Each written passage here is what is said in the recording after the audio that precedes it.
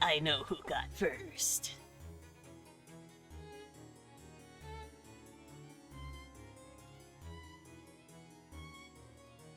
I bet you'd like me to tell you, wouldn't you? Well, guess what? I'm gonna. When I say congratulations, I'm just looking for my music.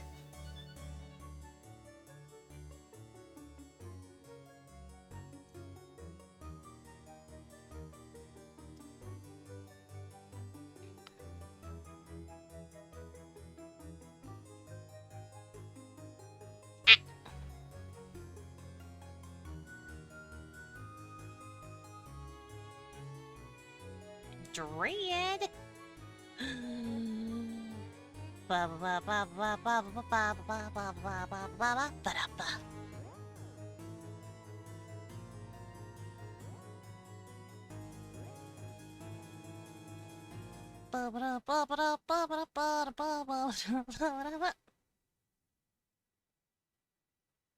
Get out of here. Rude ass Foogie. Also, hello. Yeah, it wasn't Dread. Welcome in everybody. Hello. It is. Thank you for the sip, Dread. It is Wednesday, my dudes. You know what that means. We're gonna draw hot aliens. Or specifically, we're gonna go over what I can't remember what I was doing, actually. I legitimately cannot remember what I was doing with the Kolbesh, so today is going to be a review. Just go first. I don't know. Anyway, Gil! Grats on first. Here's your big gulp. It's got a giant number 1 on it. Pat you on your little head. Pat, pat, pat. There. It was Gil. It was Gilliam. Of the Gilliam tribe. But welcome in, Radiant, and welcome in, Sia! I saw Sia. And Gil, of course. Welcome in, Dread! Mwah, mwah, mwah. All of y'all are cute as fuck. I'm working, Lamau. Nah, you're good, Dread, I understand. I like this music. There we go.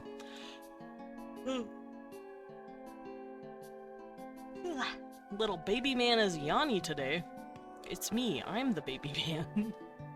It's me, I'm Yanni. Have some unattended business to get to. Oh, Gil!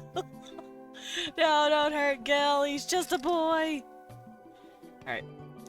I'm trying to move very carefully in my chair, because Cecil is sitting on the back of it like a little silly nubbin. Hi, nubbin. Oh, bonk! Oh!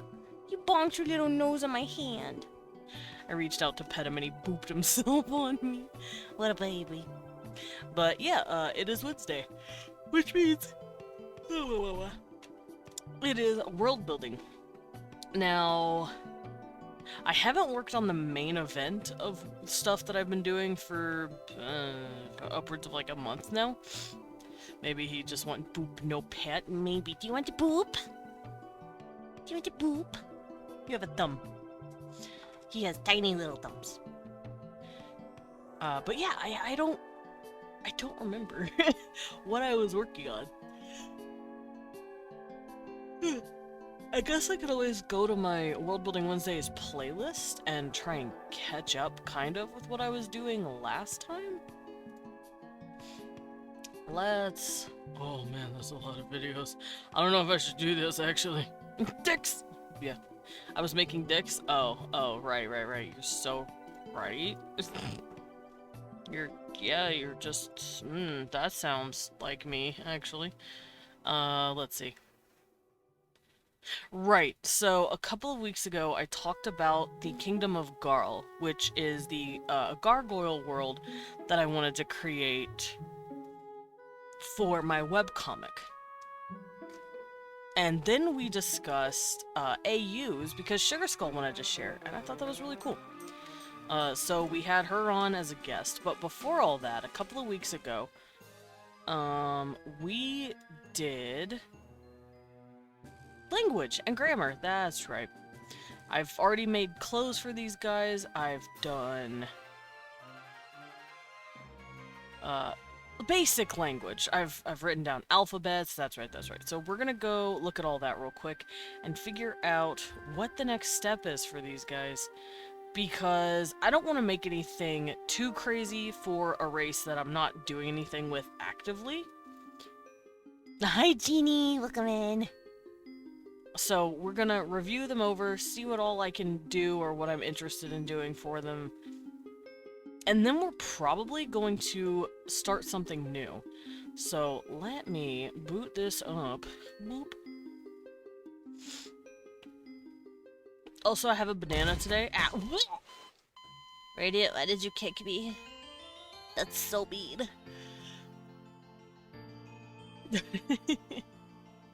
Why'd you do it? Okay, so everything should be on. We're gonna go over here. Fugi, get out of here, asshole. Ugh. Let me get my tablet. Oh, this fucker's heavy. Roadhouse. Yeah, I got roadhoused. Name you. Glove. Alright, turn on, little tablet. You got this. You got this. You got this. You don't got this. Come on.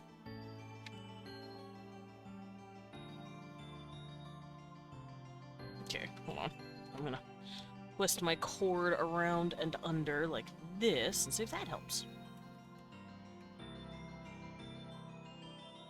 Okay, there we go. I worked it. Still been sketching some guns that don't exist. Still guns, though. Nice. All the sketchies.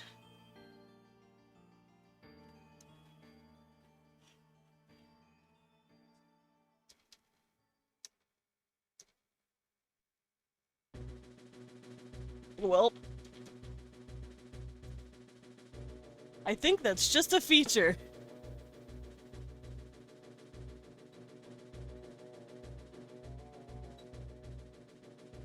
Do you mind if I turn this off, babe? For a bit? Yeah, our AC started screaming at us, so I'm gonna turn that bitch off so I can stop screaming. Here we go. Alright, where is my hairbrush? No. Where did I put my Kobesh stuff? It's been a hot minute, so I don't remember where I put this. Is this it? I'm trying to remember, like, where the language is. Did you not get a cord? No, no, no, we got a new AC, like a completely new one.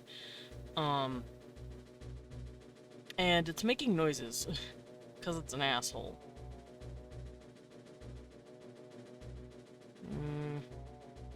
Trying to figure out which one is which. Is it all here?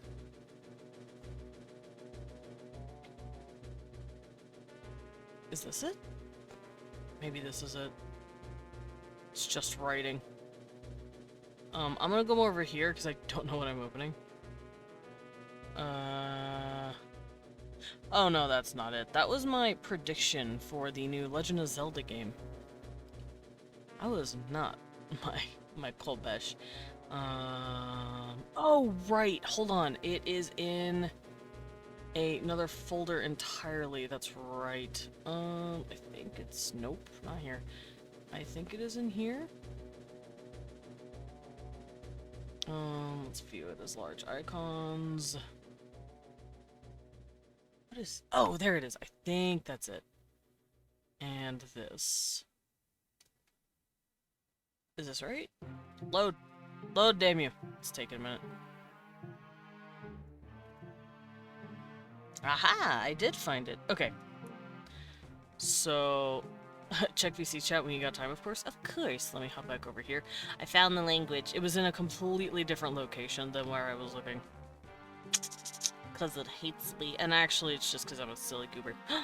Look at all those guns! I like the little pew-pew one that looks like a fucking, what's it called?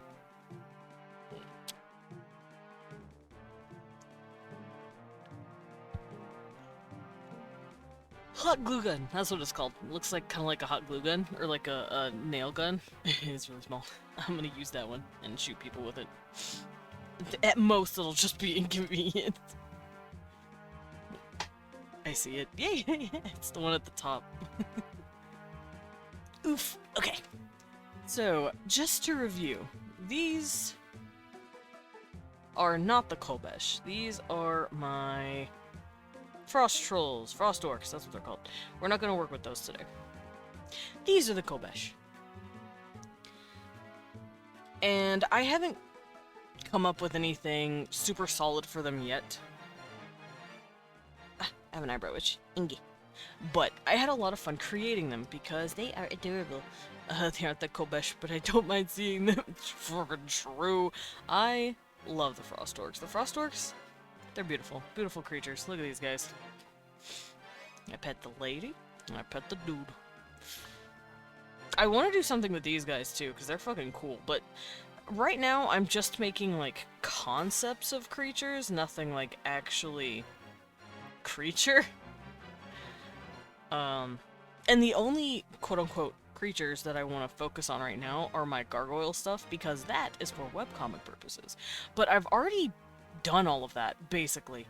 The only thing I really need to do for my gargoyle webcomic is the fact that I have to finish the script. I have to finish writing out, like, every single thing. Otherwise, I'm gonna get lost in the sauce if I don't write it all out. Didn't you actually make art with one of them, you know, on that site, of a Frost Orc or a Kolbesh? Because I've technically drawn for both on Picardo. But yes, I did draw a Frost Orc. It was a lady with her, hubbada bum bums, her, you know, her bing bongs, on a human man's shoulders. And they're just as big as his head. What did I used to say? Tits as big as your head, something like that. I'm not afraid to say it. Her massive tits! Fair. Yeah, no, her huge, I'm trying to think of the really funny, stupid shit. She was the anime plot, and that guy was carrying it on his shoulders, basically. But yeah, no, I drew massive boob on this orc lady, and yeah, I did it. For the Kolbesh, I drew their dicks. I drew what their pinguses would look like. I even ran it by Pyrian to be like, 1 out of 10, since you're the, like, since you're the weirdly shaped dildo connoisseur, I guess. Please tell me if I did good. It was funny. I got this new anime plot. Yeah, that. Basically, this high school girl, except she's got huge boob. I mean, some serious honkers. A real setup of donkers. You can run it by me. It is in the Not Safe for Work gallery, but it's probably been surpassed by lots of very nice art that Himiko has posted. Technically. I can't turn it on right now, for obvious reasons, but it's there. It's in the Kolbesh folder. I'm just not turning it on. But yeah, to review them, we have the workers, the soldiers, the elates, the queen, and we drew a lot of their clothes for them. I think this is it. Yes, this is a folder full of clothes for them. It's for clothes of the elates, the priests, there's the soldiers, that's the elate clothes, stuff like that. And I've had a lot of fun with it. You did a bad read. You said you also ran... Oh, I did run it by you, that's true, technically. I thought you said you should run it by me. I'm stupid. Alright. Let me go back to my Google Doc now, and we're going to figure out how to, what else we need to cover. So, we were going over the conlang last time. I've already covered the... That's culture. We've already covered fashion. I've gone over tattoos as well, and hairstyles. That's what's in here. I say 9 out of 10. 9 out of 10? How do we get that 10? How do we get that perfect number? What the fuck? You can't do this to me. Give it to me. Alright, I'm gonna scroll through here. But last time we were working on the language, we were covering nouns? We also did pronouns. I have the language pulled up right here. Because we basically just came up with simple grammar. I didn't want to make anything crazy. You want to know how? Yes. Yes, I do. I do actually want to know. No! Well, I mean, some bugs do have that. But it's already so busy. Do I really want to? It's already busy as fuck.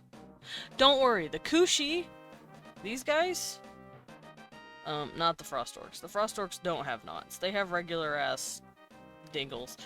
But the Kushi, they... Can you believe how dorky this bat? Wow, Libo. Yeah, I'm a little bit of a dork. But yeah, these guys, they've got that. They've got that, and also, because, like, I've combined them with feline and canine features, so they have, like, I guess they're called spurs on the top, but I don't know how to say this without Twitch slapping me in my ass, but basically they have little, it's softer, it's like fleshier, it's not like painful or anything. It's more like a tickle than anything else. And hook, depends on what the hook is, but yes, they do have barbs, that's the word. They're technically barbs, but they're not, like, actually painful. They're a lot softer than that. Barbs, that's it. Yeah. I could not remember, but I wanted to combine both, so that's what they are. They're dog cats, cat dogs, dog goats, yeah. Meanwhile, the Kobesh, I based them a little bit off of some unique shapes I saw on a website. Thank you. Alrighty. Let's save this.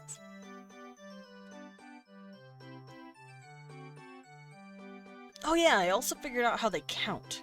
So, here's a bunch of little, I guess, samples of sentences, like very basic sentences that I was like, yeah, let's go. Let's figure out how they'd do this. So I talked about elates eating mushrooms, soldiers climbing trees, and workers weaving cloth, because I wanted to see how we do this. I also tried to figure out how they deal with numbers. Like,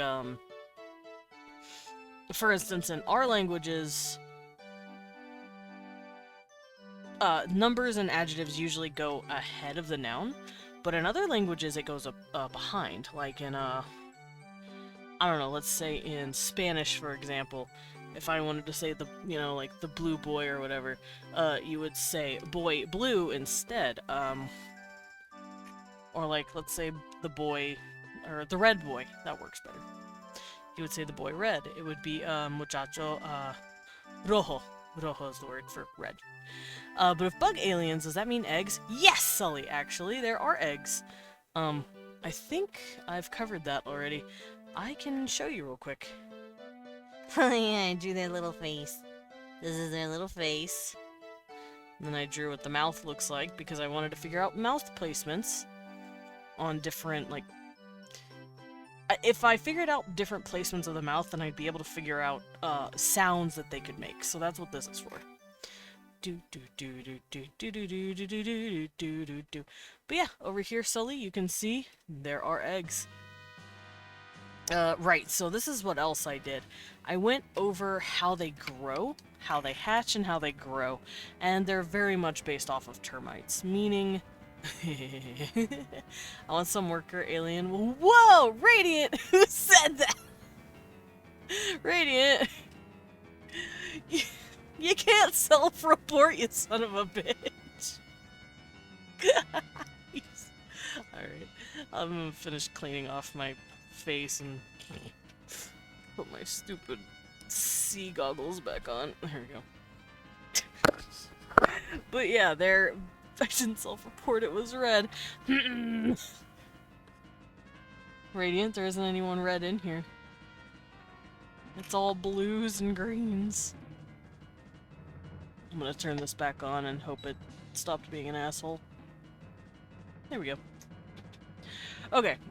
But yes, Sully, there are Eggos. I don't know who said that, but like, I think they should speak some more. I think they should keep talking. They've made some valid points.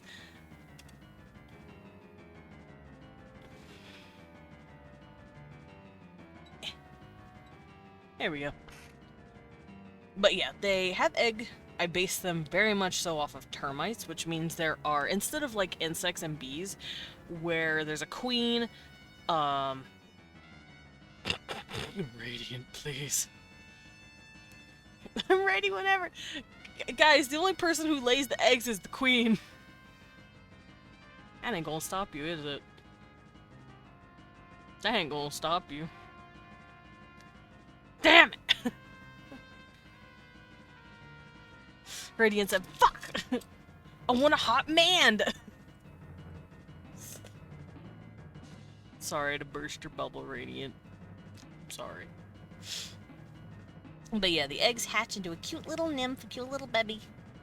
It could be a boy queen if I try hard enough. Sully. Sully said, let me in. Let me in. But, look at me. Okay. Basically, these motherfuckers are just giant termites. They are creatures that, once again, like I said, lay egg, hatch into a nymph, and then each of those nymphs have a chance of growing up into a certain caste, which is either worker, soldier, or elite. Workers make up the bulk of the family. Soldiers are basically these really huge motherfuckers. It's over here. These are your workers. The workers are like 7 feet almost. They're huge. And there are worker females and worker males. Unlike most eusocial insects, like bees and ants and some wasps, where it's like a queen, infertile females, which are the workers, and then males, which are drones. They're gonna leave the hive and go bang other queens later. It doesn't work like that here. No matter what your caste is, it's a male and a female. You can have just as many. I don't know how far I've taken this joke before. Radiant has taken these jokes far before. Pretty sure the objective here is to fuck one of us, actually. Oh no. I think Sully's starting to figure it out. Slowly but surely. There we go. But yeah, so you're destined to grow up into one of these castes, and I wrote down like the percentage of how many people do that.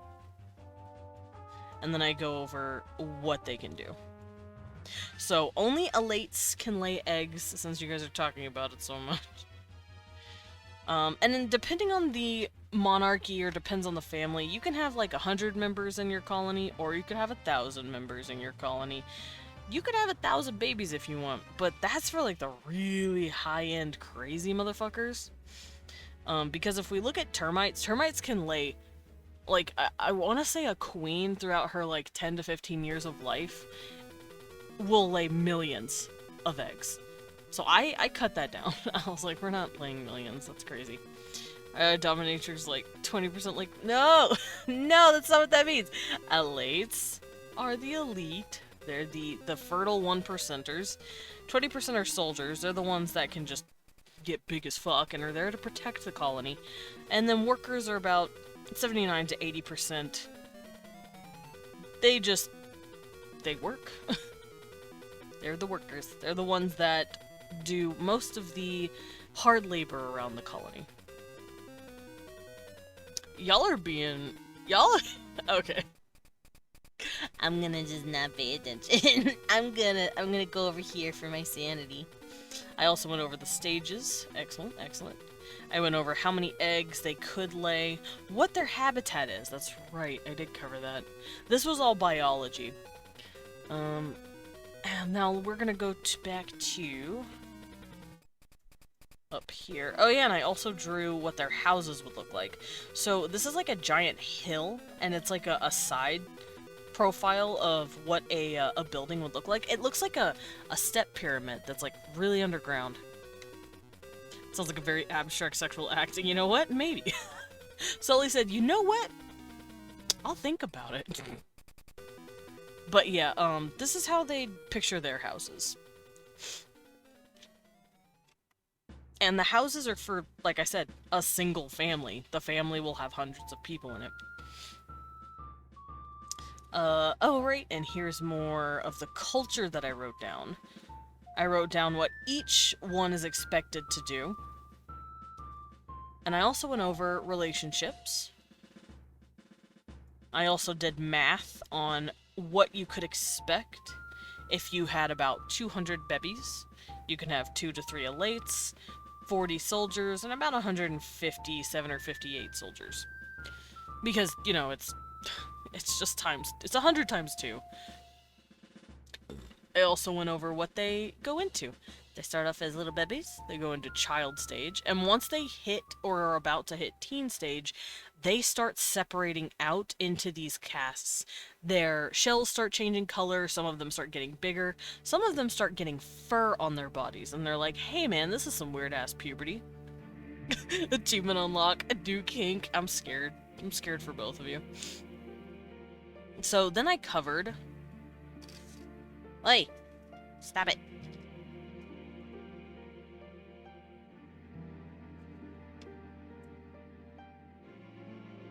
Yeah, the coil's just angry.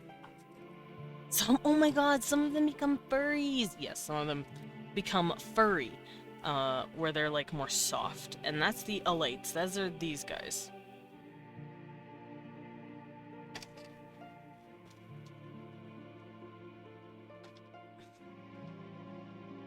Yeah, the coil's just pissed.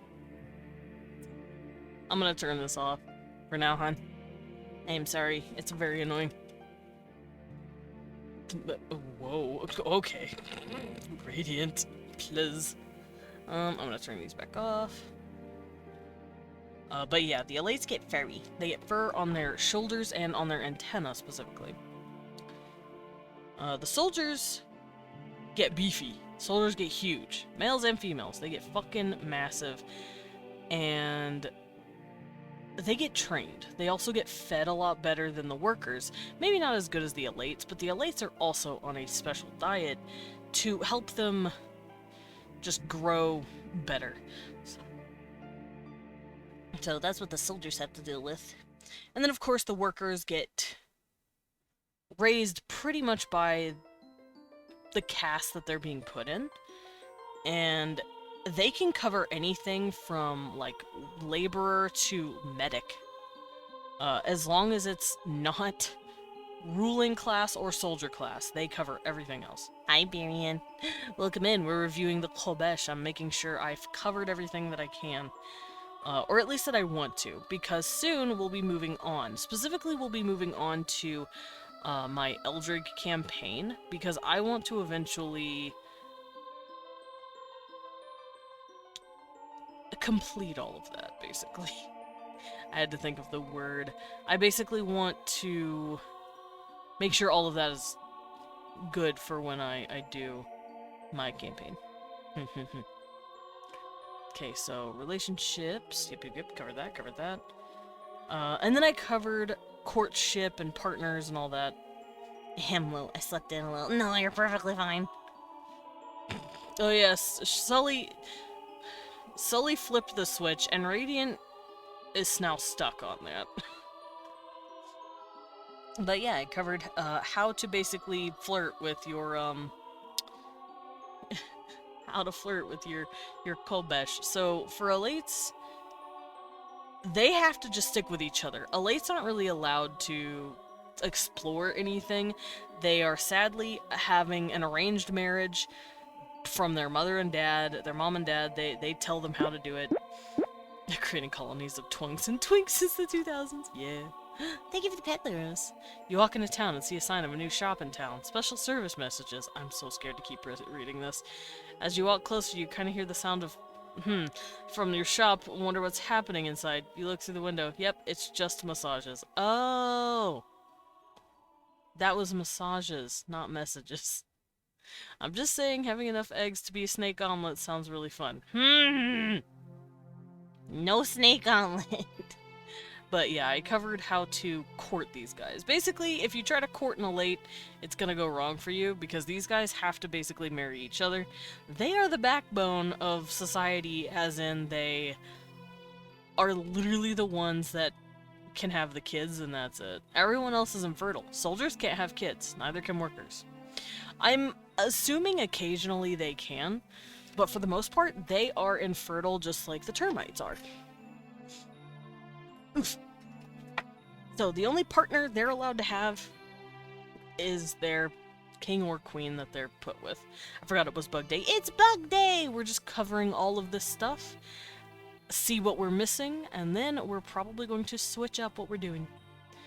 What if I became scrambled snags? Oh no. Oh no. Fuck! It's okay, Suo. Happy to see you. Happy to see you too. The bugs will be back. I do want to do something with them. I just don't know what I want to do with them. Because as of right now, I don't have any plans for them. Betty. I don't plan on putting them in Eldrig in any campaign. I don't have any like story ideas for them yet. I just wanted to make them because they're really cool. Yes, it does, Sully. But yeah, sadly, you can't date in the late. If you do, it'll end up, there'll be a scandal, basically. Romance. Very romantic, nuzzle, antenna, pick-up sense. Oh yeah, they're expected to be very sweet with their partner. They're expected to be adorable. They are expected to marry another elate of different sex. They are not allowed to do anything else. Hi, Bads. Welcome in. Hope you're doing good. Do you, though, Sully? The Forbidden Lovers, Romeo and Juliet? Yeah, I think Pyrian actually brought that up whenever I was covering this. Pyrian was talking about how, like, there could be a situation where an elate falls for, like, someone from another caste, and that could make for a very interesting little story, and I'm like, yeah, it would. That was Muscle Man? Hat? World Building Wednesday, Solar Punk Eldritch Horror crossover? Solar Punk Eldritch Horror. How would that work?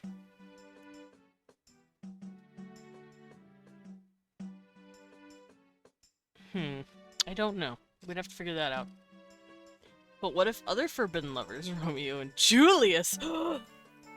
Julius! No! Yeah, I could see it. Especially if they're from a different bug tribe, even more drama. Yeah. Yeah. Uh-oh. What am I looking at? Radiant. Scrambled eggs is just rearranging the... I'm not gonna read that out loud. I'm not gonna read that out loud. Alrighty. So yeah, the elates, like I said, kind of untouchables. They're not really considered... Do you know who so with the soldiers and workers, it works completely fucking differently. They don't give two fucks. Because the elates, well, the responsibility of children rests solely on their shoulders. Soldiers and workers can go do what the fuck they want. They can court whoever they want, but they do follow the same, like, rituals that the elates go through, just because the elates kind of, I guess, lead the charge on culture. Like, the sun contains an elder god and always has, and now it's waking up and the sun's getting bright, infecting solar panels with its will. Is that what that would be? Trying to have technology in tune with nature, but in the process, some try to get others in tune with spreading madness that becomes its own biome. I mean, you got Google Docs. Get to writing. I'll be fading into the cosmic background radiation now, but I will not forget what I've learned today. Sully, no. But thank you for dropping in. I hope you have a good day. I am very scared of what kind of wisdom Radiant has imparted upon you. However cursed the knowledge was.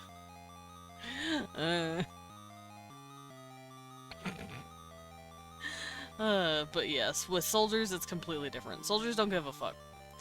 They just find someone to be with. It doesn't matter who. As long as they're not your family member. Because remember, there's 200 of these motherfuckers running around. You have 200 siblings. Don't do it. They consider that gross. Has it happened before? I mean, I guess, probably. But I'm not George R.R. Martin. I ain't writing that shit. I still have an ocean untapped in this pretty little nugget. I'm scared, Sully. I'm scared for you. It actually doesn't matter. They can go for whatever. Like I said, as long as they're not family, because that's just weird. This ain't Game of Thrones, alright? We ain't writing that here. Do you know of time for— Yes, I do! I've heard of Elder Tubbies. That shit's cool as fuck.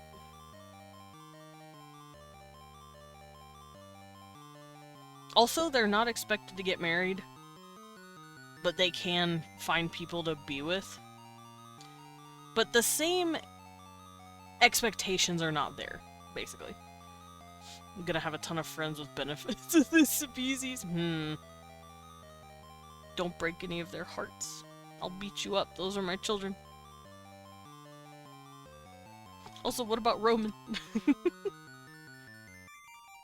Also, family structure, I went over how that works.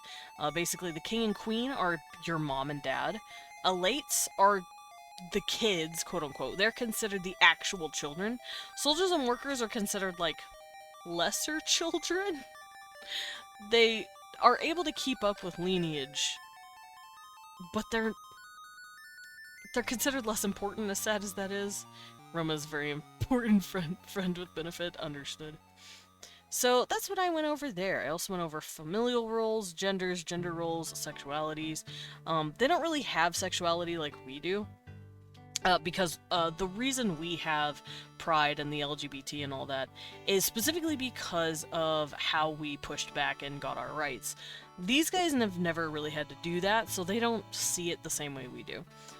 So family roles, like I said, the king and queen are mom and dad. The elates are the direct offspring. Soldiers and workers are lesser offspring that have a role to play. Genders, they don't care if you're trans. Especially if you're a worker or a soldier. They're like, yeah, cool, just wear the clothes and you'll be fine. However, if an LA is trans, they're gonna be like, you still have to do your duty. I don't care if you think you're a girl. You're gonna have to get with another girl so you can have a kid. That's just how they see it. As sad as that is. It gives the species knowledge on how to access rune-based magic. Oh no.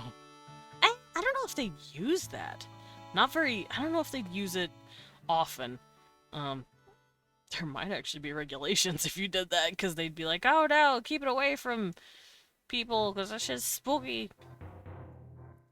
I feel like there'd be a backlash, especially from the elates, because they wouldn't want their workers just randomly having power like that. I know someone said it in chat, but here I think I've been a fan since.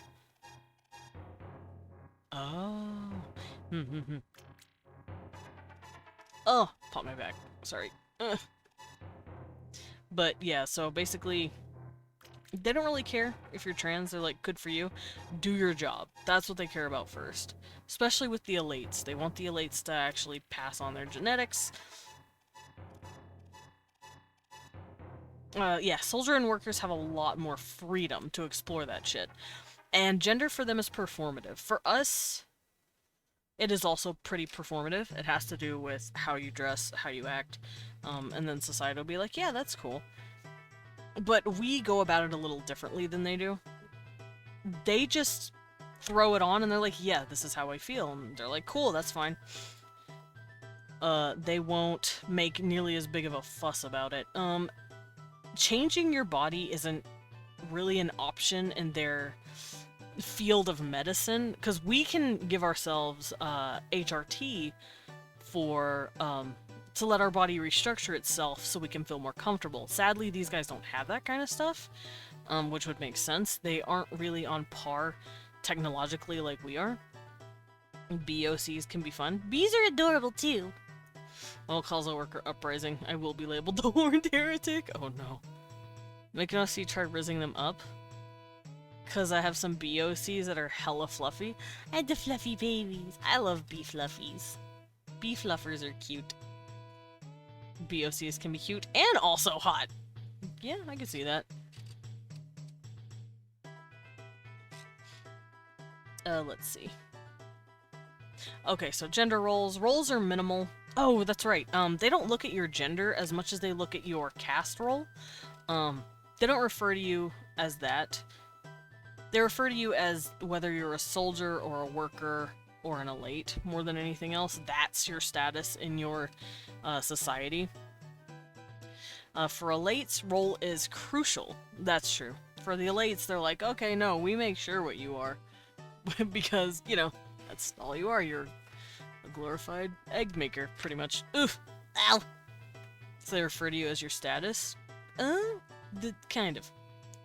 And sexualities. Like I said, they don't really have the same way we think about it because they're not our culture. Elites are considered...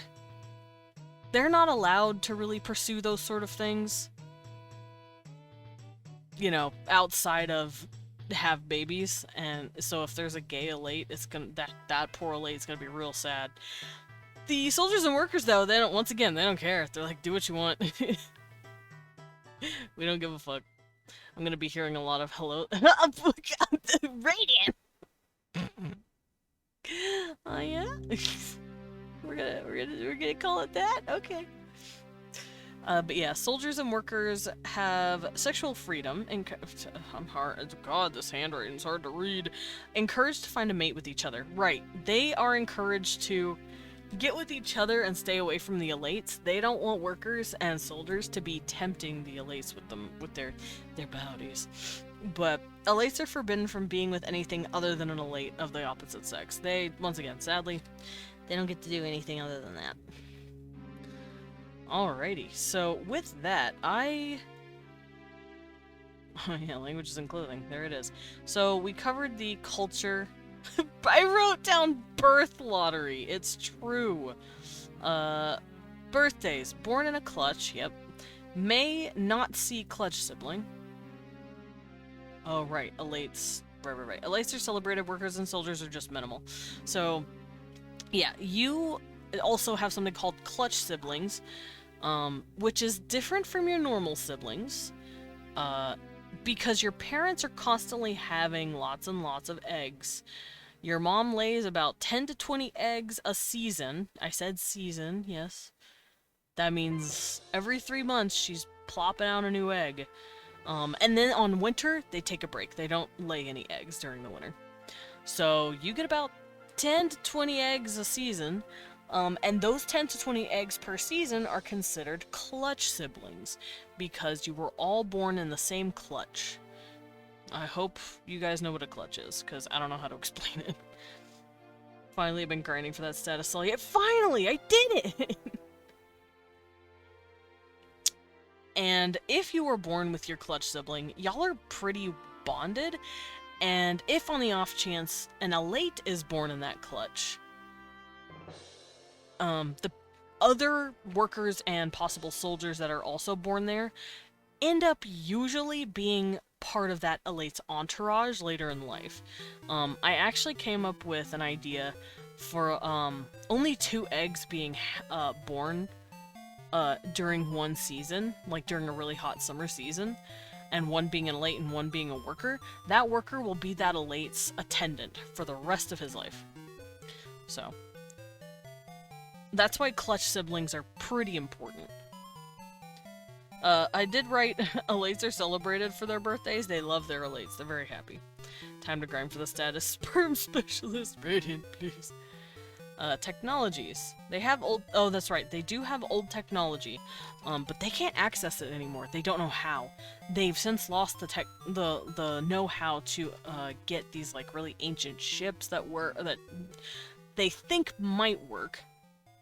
And some of them have actually become really suspicious of this ancient technology because they're like, Our ancestors used this, but, you know, why isn't it working now?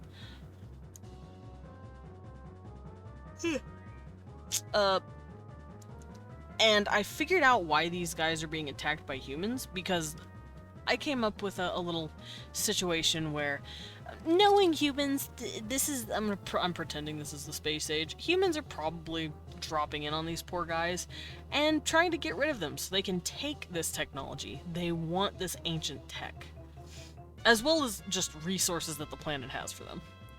Understandable, because like with bees, they tend to ditch the workers' drone bees to die before winter set. Yeah, they know. They kick the drones out. They're like, goodbye.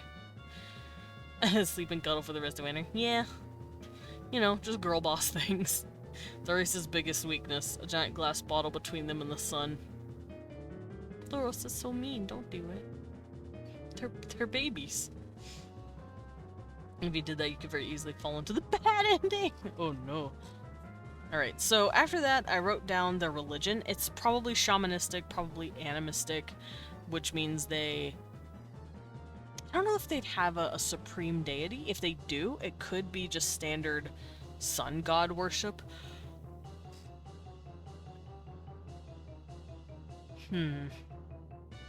I've already covered architecture as well as their buildings.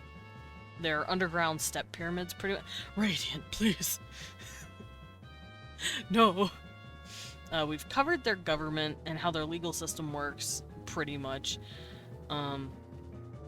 Which the people who do the legal system, I think, are other workers. The elites just kind of set the laws. The actual workers are the ones that enforce the laws. The military is obviously the soldiers. Although I do feel like some workers could jump up to the task if they need to. Workers can be forced to help fight if you absolutely need to. I like Moon God or Dreams, but honestly all these ideas are just really cool. From me or from everyone in chat? Because all I can see in chat is Radiant talking about juggling jizz, so I'm very scared. I came in and read bad ending, so I'm here again! Welcome back, Sully. I hope I don't face Oh no, not Chuckles. I'm going to commit war crimes. I've seen so many, what's it called? I've seen so many clips of that.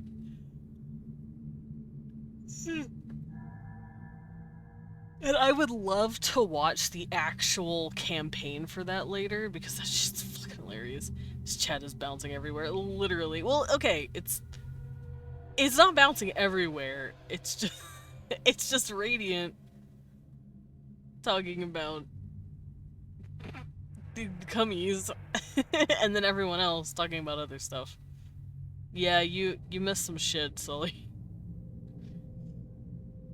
But I really want to watch that campaign. That shit's funny. I'm going to commit several war crimes. I'm going to be wanted in 16 countries. No, war cry. Oh, I'm going to commit various war crimes. I'm going to be wanted in every country. Wait a minute. Who are you? Pinguina. Hi, New. I'm Dad. Also, I'm actually not that eepy. If I've yawned, it's because I'm talking a lot. But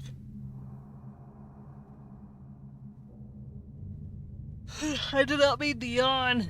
It's because you guys made me think about yawning, so I did. Now it's your fault. I am an eldritch god. I am an eldritch god made flesh. I can't do the voice that well. Nut slop is a great moisturizer. Geneva Convention, more like Geneva Suggestion. Yeah, no, that shit's fucking hilarious. Okay, so I've gone over my culture. Other than, like, weapons and modes of military and how they, like, protect themselves, I've pretty much covered everything. I don't need to go over a whole lot of this other stuff. Oh yeah, just music. I love Peggy for me. She just at times can go chaotic as Chuckles. Yeah, I haven't seen it, like the whole thing. I've only seen clips. But are we gonna learn why they call you Peggy? Like, I've only seen a couple of clips, and they're all of Chuckles, because Chuckles, the guy is just fucking hilarious. I'm gonna commit a crime against humanity. Makes you allergic to nuts. Don't do it. Don't do it. Sully needs that. Don't do it. Watch this one. D&D animated. What's her name? I'm so scared. don't, don't, don't give me a list of something to look up and then post that fucking emote. It makes me even more scared. Alright, so we've covered family, we've covered culture, birthdays, rituals, festivals, all that good shit. I don't really want to come up with rituals or festivals right now. Like I said, none of it's relevant to me at the moment. Same thing with trading, alliances, warring. Well, okay, there... Whoever cursed me with the yawns, I'm angry at you. This is your fault. Whoever you are. If you're even real.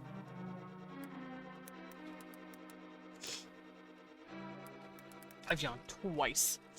But yeah, no, they're definitely warring with humans. That's a thing I want to do. If I ever turn this into some sort of story, I want it to be, oh no, they're fighting the humans and they're trying to take their tech, but then the bugs figure out how to, like, use the tech or whatever. I don't know. I'll have to come up with better shit for it, but for now, that is not my MO. My MO is writing my webcomic. And working on Eldritch, so that's what we're going to be doing here in a minute. We did buildings, I haven't done entertainment, but entertainment for them would probably be just standard what we do. Like, plays, music, songs, shit like that. I've already covered authority, ethics, which is traditions, costumes. We've kind of covered that. Oh, right, I wanted medics, I think I've already written this down, but I wanted medics to be extremely important to them. Oh yeah, and this is notes that I took about Zambia. So, Zambia is a country in Africa. Stop being such a kadoosh. Don't mind me, lurking while doing the survey, taking side hustle, and eating, of course. But, yeah, these are notes that I wrote about Zambia, because that is a country where the mushrooms that these termites live in grow. Zambia is like a pretty good example. Apparently it's also in Thailand, but I'm just sticking to Zambia for now, mixing it with, what's that word? Like a, it's not a jungle per se, it's like a wetlands. And it has like huge lotus plants, baobab trees. It's got lovely rivers. It's a wetland, but it's not like super rainy, but it does get a lot of thunder. I'm scared, Radiant. Mustard, let's not be silly. Lemon, on the other hand. Yeah. I really need to watch that shit. That shit's fucking hilarious. From what little I've seen, I'm like, this is great. So, yeah, I basically took Zambia and a bit of Thailand and went, let's put it together. Which means the land is rich with clay. There's a lot of riverbeds, which is where these lotuses stay. And it's a really deep river, too. I want to say, like, it's 6 to 10 feet deep, probably, sometimes. So you can't wade in some of these waters. And that's where these huge lotus, lotus flowers live. And this is where they get their lotus silk, because I love the idea of lotus silk. Lotus silk is beautiful. So, that's how they get their silk. Random question that you might have already answered. How do they breathe? Oh, yeah, with their lungs. I thought about giving them a respiratory system that goes throughout the entire body, a lot like regular-ass bugs, but the reason bugs have that to begin with is because they're so small. However, the Kobesh are fucking huge. They're like 7 feet tall. So it wouldn't realistically make sense to have their respiratory system pump throughout their entire body. It would make more sense for them to have some sort of lung-ish apparatus nowadays, especially when they talk. They have vocal folds, they have a means of pushing the air out from their chest, so yeah, realistically, I think it would be best to give them lungs. Where's Weevon and the Cheese Child? I think they're in the bed.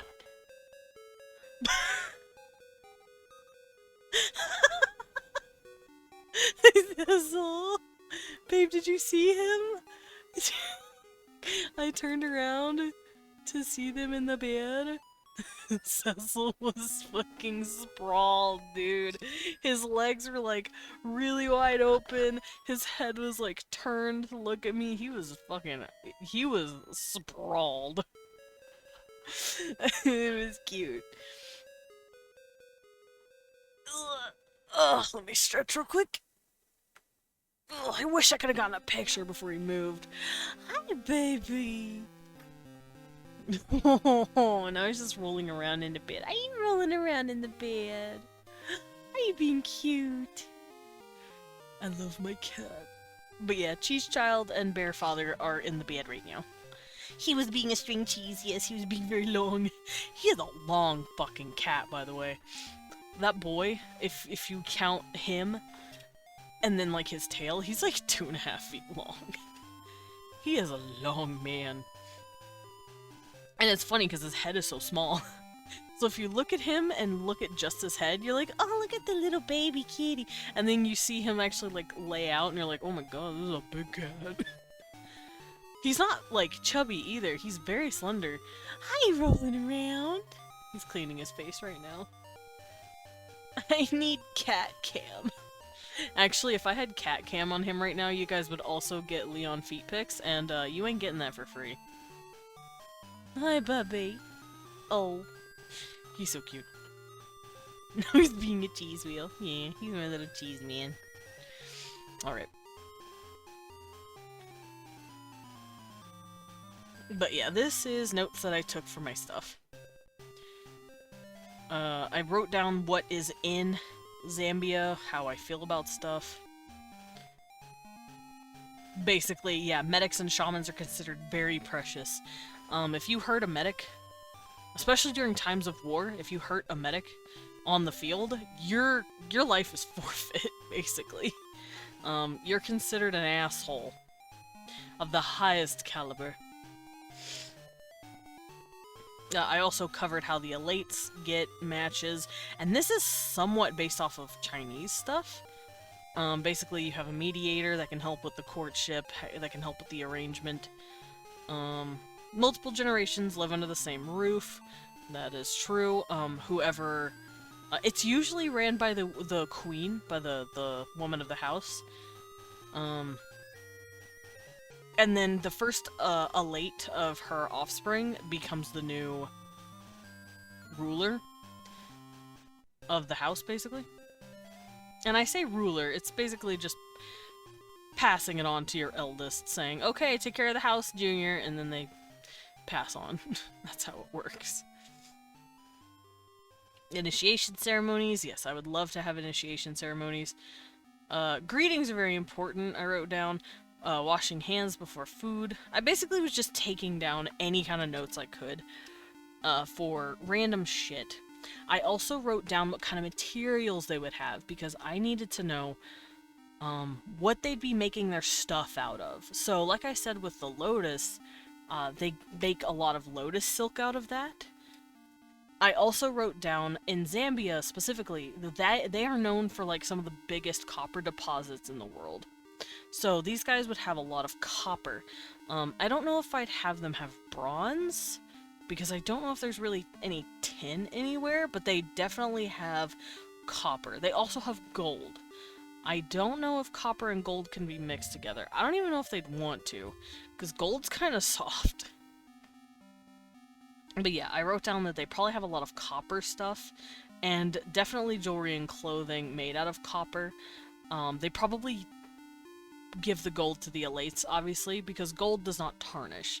That's one of the main reasons gold is considered so precious a metal, is because it's literally a precious metal. It doesn't rust. Copper, meanwhile, rusts if you look at it weird. I also wrote down that they probably love music and dancing. Soldiers use skin for extra armor. That's right. They use like leathers for Tumbaga is apparently a gold and copper alloy. Huh. Let me look that up. Let's look at that. Oh, it's really pretty. I like it. Sadly, I don't think they do it very often. Unless they want to give the gold a bit more sturdiness. Yeah, I could see them doing it a little. Like, add a bit of copper to the gold just to keep the gold from getting soft as hell. I could see it.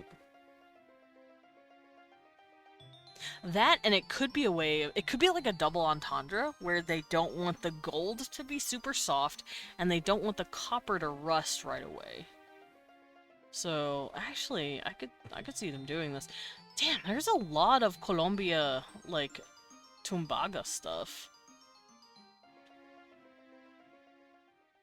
Yeah, there's a lot of pre-Columbian, or what's the word? Pre-colonization Colombia, artifacts that are made out of this material. I really like the style. It's really pretty.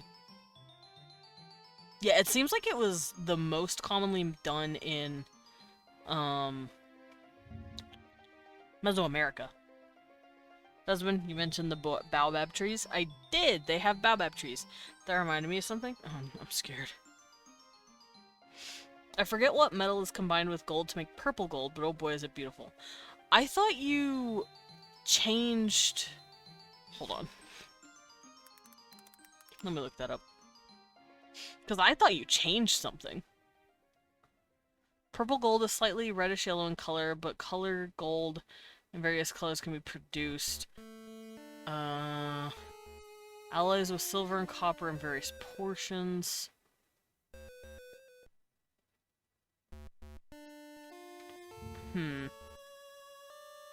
Check VC chat. Oh, okay. I can't listen to music, not here. Radiant, please. Have mercy on me. Zelda lore question. Oh no. I have a hilarious idea. Their kingdom and region is a portion of a continent enclosed on 4 sides by 4 walls. The region of the heavens with each region, and its kingdom being different races of insect people. Yes, this will just be a giant's backyard. I was about to say, isn't this just a... Aren't you just putting them in a test tube? Purple gold! I figured it out. I found the video for purple gold. Shut up, dude. I don't want to hear you. I think you can actually shock it. Like, you can put an electrical current through the metal, and it'll make it purple.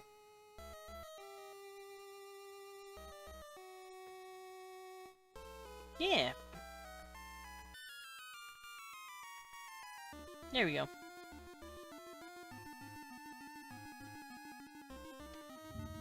Oh shit, did Hytale update again? Okay guys, don't judge me. I'm gonna... I have to go look at this real quick. I'm not gonna read it. No, it hasn't. Fuck. Well then what is this? This man has lied to me. Oh, I see. Yeah, people are starting to freak out because Hytale is really starting to, do their thing. Live Hytale update with the Battler. Yeah, I checked the actual blog website.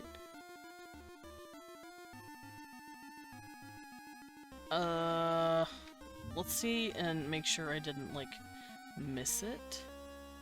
Because the last blog post they did was June 17th. We already read all that.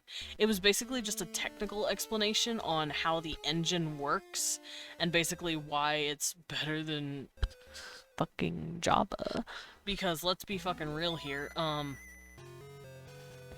don't want to fucking work with JSON files. I'm sorry, I can't do it. Ow. But for these guys, they went over how the engine works, and how they made it to where you can custom create different mobs, different entities, blocks, all that shit, because they want modding to be very accessible for the community. And I am checking to see what Quebec was talking about. Okay, I think he's just talking about the engine. Man. I'll watch that later. We'll watch that later. I don't want to cover it right this second. So yeah, thank you Tristy for showing me Tumbaga. I'm actually gonna write that down real quick because it's really smart. Oh, wrong brush. So Tumbaga gold, which is an alloy of copper and gold that is made by Mesoamericans quite a bit. But oh no, but oh, it's a wait, pectoral girdle. Those are boobs. Let's see. Tumbaga is the name for a non-specific alloy of gold and copper given by Spanish conquistadors to metals composed of these elements found in widespread use of pre-Columbian Mesoamerica, North America, and South America. The term is a borrowing from Tagalog tumbaga, which is a term tembaga, meaning copper or brass. Okay, that makes sense. So tumbaga isn't the actual, like, native word for it, it's just a borrowing from the Spanish conquistadors. Boo! Boo! Colonialism, boo! Anyway. That's really cool. I'm probably going to look at more of that later. And take some notes on it.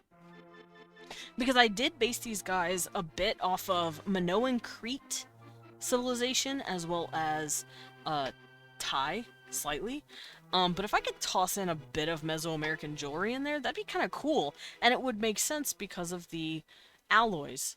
I'm not gonna, like, take it wholesale, because that's rude. But I will say I've always appreciated the nose piercings that they do. For those who don't know what that looks like, I would love to do that.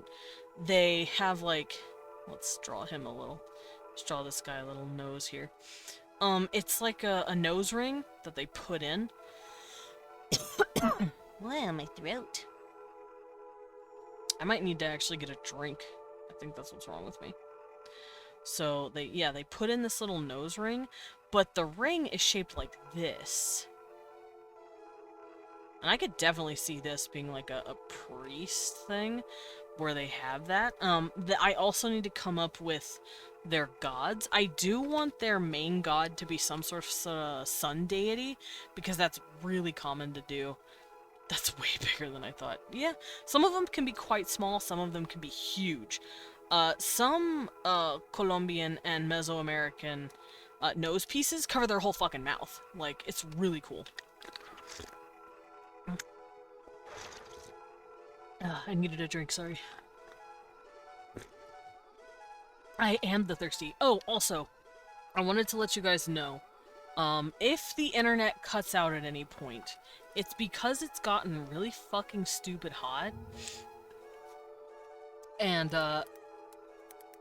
because last night, yesterday it did the same thing. It hiccuped a few times, but it wasn't as bad as I normally thought it would be, because typically when the internet starts cutting out, it keeps going for like 2 hours.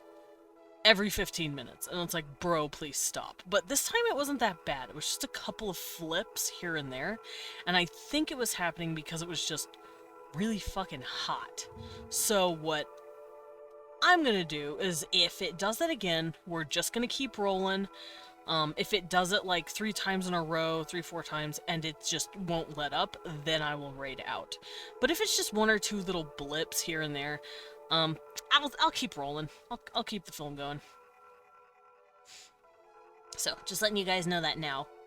I'll talk about it again if it happens, because I don't even know if it's gonna do it again. I just know that it's going to be like 102 today, and that sucks. Okay, so let's look up Mesoamerican nose jewelry. Nose jewelry. Nose. There we go.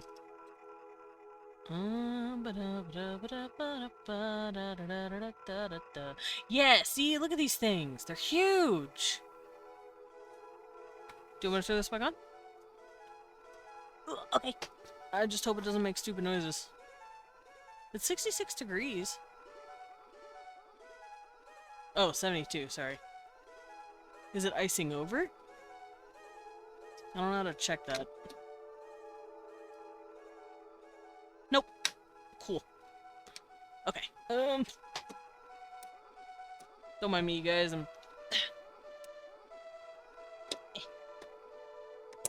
There we go. I was messing with my AC, don't mind me. But yeah, these things are huge, and I love how they look. So yeah, they cover the mouth sometimes. It's really cool. That's an interesting concept. However, I think Tears of the Kingdom... Oh, wait. What are we doing? Oh, a little twisty. I will give you a thing, Tristy.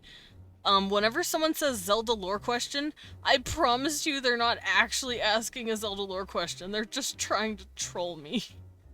I guarantee what Loros is asking is not even connected to The Legend of Zelda. Because they're dorks. Okay, I think they're called nose plates. Nose plates. I think Tears of the Kingdom and Oracle games is just Hyrule is at least accessible in the outside world and vice versa. Yeah, that is true. Thank you for the Sippy. I am kind of thirsty. And I already took a sip, but I'll take another. I can't find like actual pictures of people wearing these things. But I know they exist. I've seen them. I've seen them. They exist, damn it. Ugh, whatever. Alright, let me get a sippy sip. Oh, then it's their fault if I respond seriously. That's true. I'm just letting you in on the joke that this has become a silly teehee. Same, Tristy, same. No, man, I was just memeing Desmond about it. They could have this racist kingdom be a portion of Giant's backyard, with different insect humanoids having their own regions in the backyards with their own kingdoms. Honestly, having a, tiny insect kingdom, set of kingdoms, would be kind of cute. That'd be a cute little, story to do, or to, run. I don't know, some sort of... I could see it being a roleplay. Thank you for the stretch and the snack, medic. I'm going to finally eat my banana.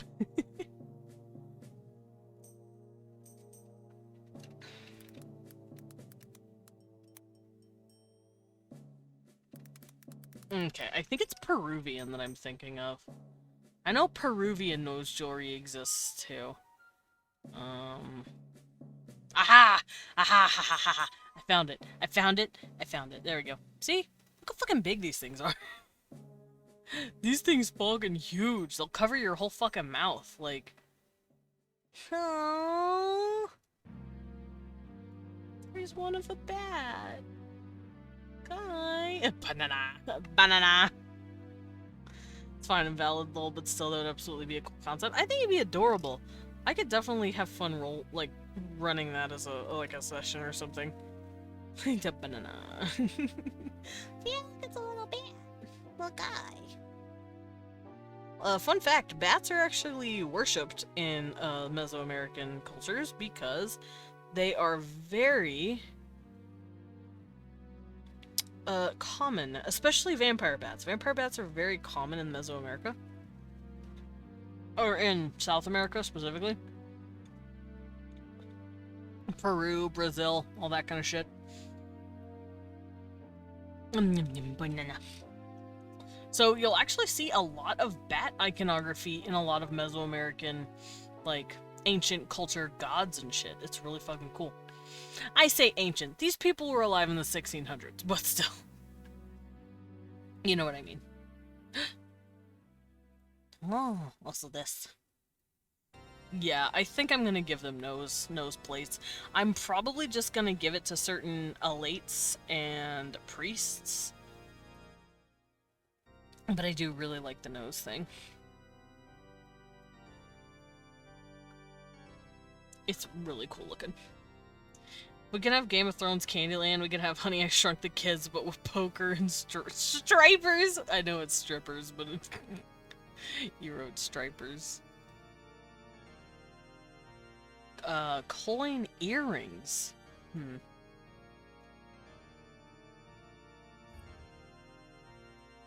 Okay, I'm gonna close all this out. Yeah, see, oh yeah, they also have cobalt. I think you can mix copper and cobalt too?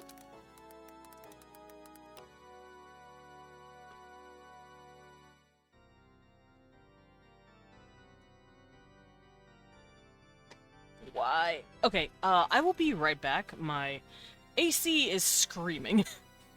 And I'm gonna try and figure out why. So, be right back.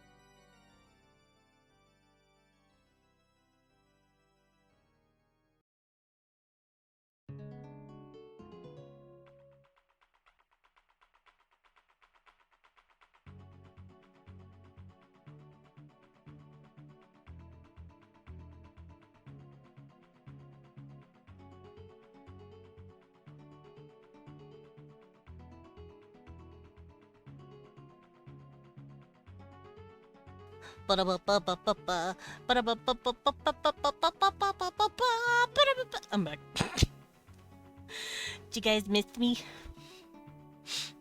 I missed me.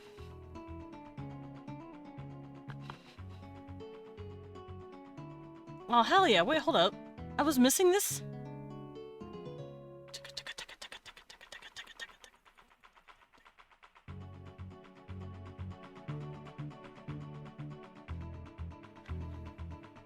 I gotta listen to my shit.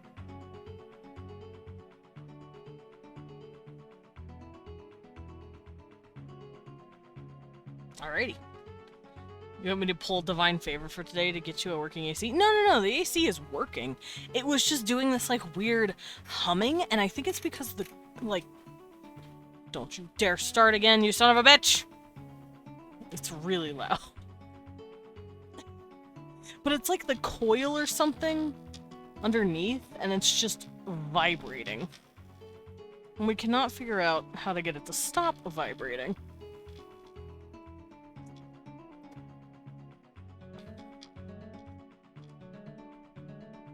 It's very angry. Brrr, I don't know if you guys can hear it. I just know it's pissing me off. Oh, wait. Is this panel loose? Is that why?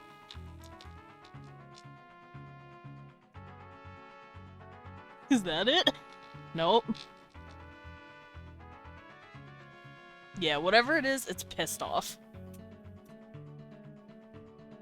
Ugh. It's really frustrating because it's just really loud.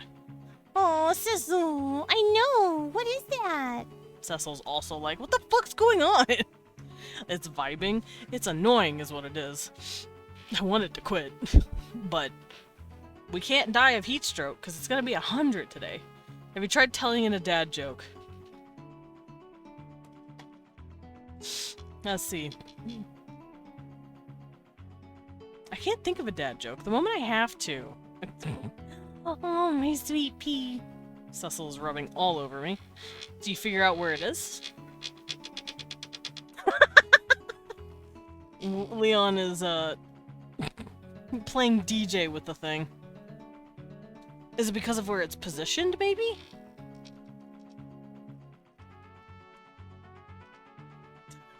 Nope.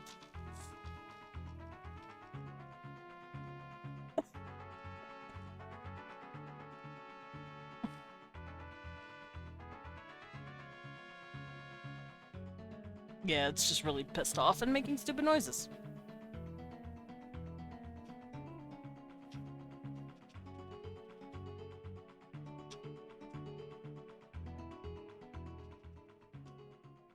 I can't figure out how to fix it. So hopefully it's not bothering you guys. I know it's making it hard for me to think, but I will try my best. I have an idea, actually. I'm gonna blast my ears with music. Maybe that'll make it go away.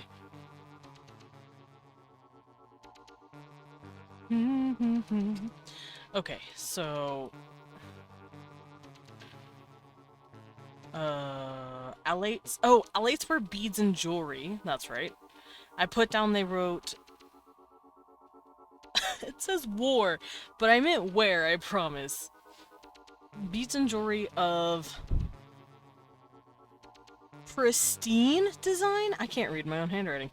There we go.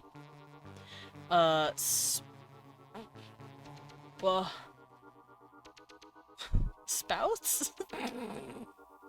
Guys, come read my own handwriting. You don't hear it? Okay, good. I do, and it's frustrating me, but Yeah, it's fine. Sports. Sports, I think I wrote. Sports are paramount. That's right. I want them to like sports. I don't want them to have, like, the Mesoamerican hit ball sport, whatever that's called. I can't remember. But I do want them to have some sort of, like, ball sport of something. What that ball sport is, I will never know.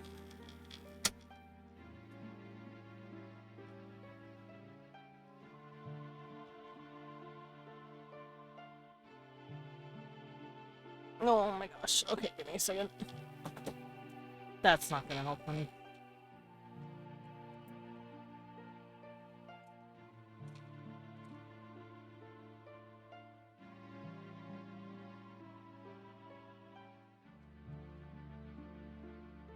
I think it's gonna continue doing it. I want to know why. What inside these stupid things makes it vibrate so much? The first one or the second one? Well, yeah, but these are different.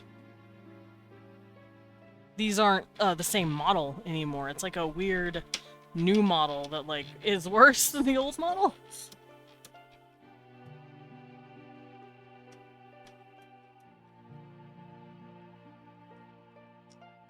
I don't know. This is I use the text tool, not my own handwriting? No, my handwriting's great!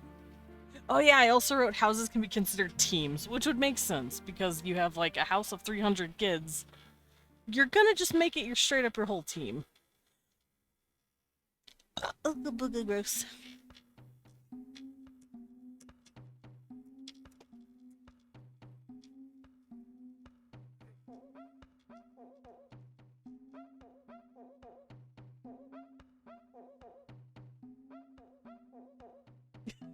Yeah, no, it's just gonna keep vibrating.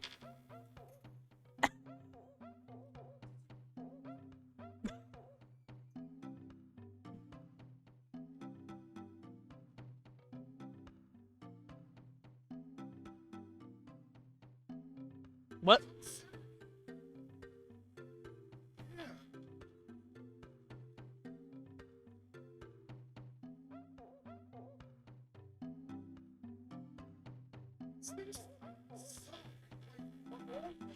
Ew.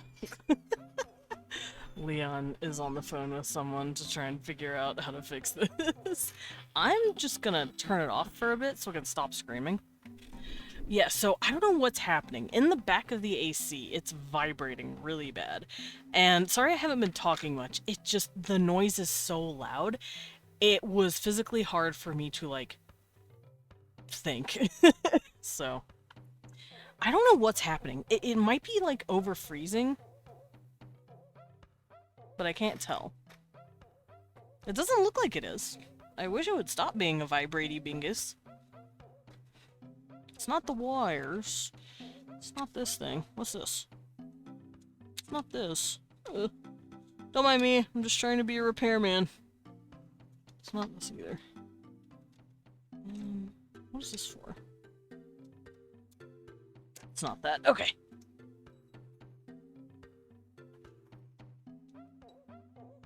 What if I put it on fan? Would it stop?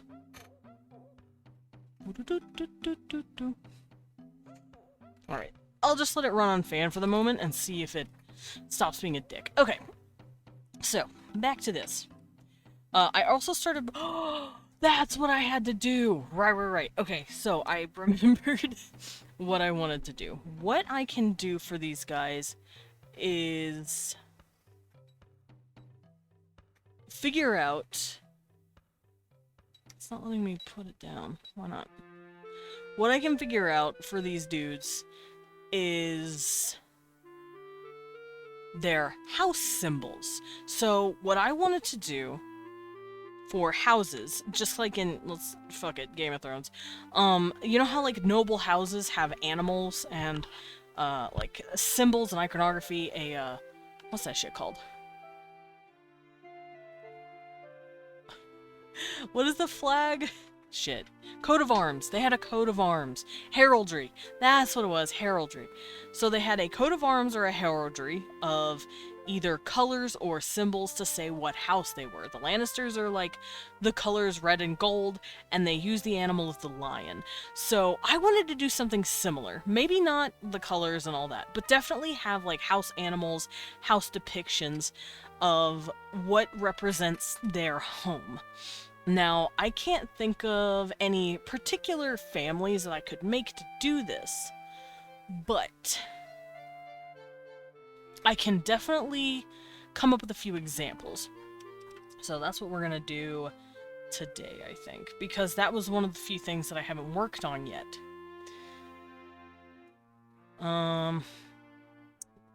Okay, so the way I wanted to do it, because they work with clay so often, I wanted it to be a cylinder seal, a cylinder press. And I'm going to show you guys what that looks like. I've shown it off before, but I'll show it off again because cylinder seals are so fucking cool. I love them.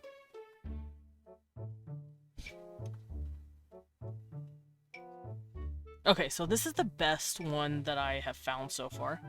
I love this. This cylinder seal is a roll that you can put out on a piece of clay. You can do this and make like little scenes and pictures, and I love the idea of doing that. And also on the bottom, for this particular cylinder seal, they have a second seal for more it's for smaller, like, shorthand, basically. So that's what I wanted to do. I wanted to give them these cylinder seals that they can use, kind of like how a king has a ring to seal wax. These guys use this to seal down clay. Now, they do use clay sometimes for writing royal decrees or writing very big things that they need done. But I feel like they don't use clay nearly as much as they used to. What I think they do nowadays is they use parchment, they use paper, and I feel like they might wrap the clay in the paper. Like, let's say this is a letter. Maybe they cap it with something, and then they roll this on top of it to show the scene of their house. And I think that's how they'll do it. So let me go look for letters.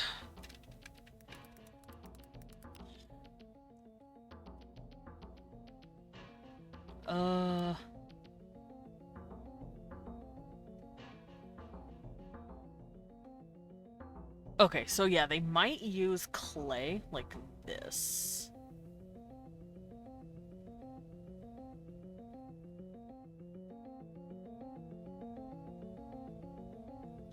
They could have clay be kind of like this, where they wrap it around the letter almost.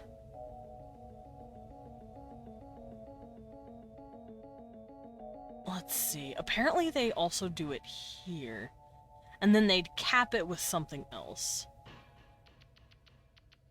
That's really cool. I didn't know that. Apparently they actually did this. They'd put clay inside of clay and bake it. So I think they might do this.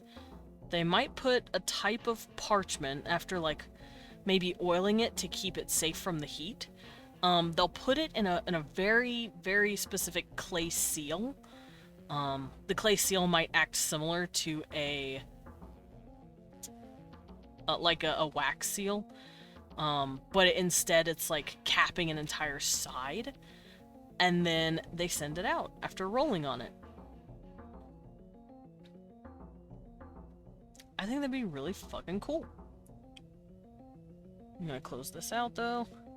So I think that's how they're gonna do it.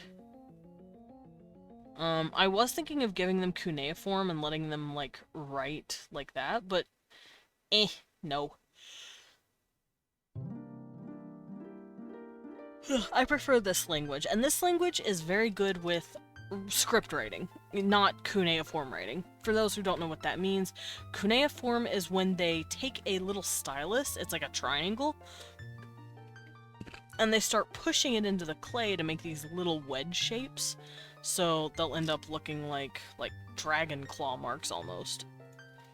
Okay, I'll put it on a new thing. So, I'm gonna take my stick, let's say here's my stick. I've come to eat your beans, not my beans!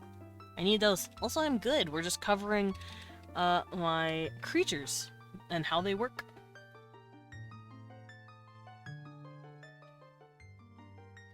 My music's really loud. There we go. I had to turn down my stuff.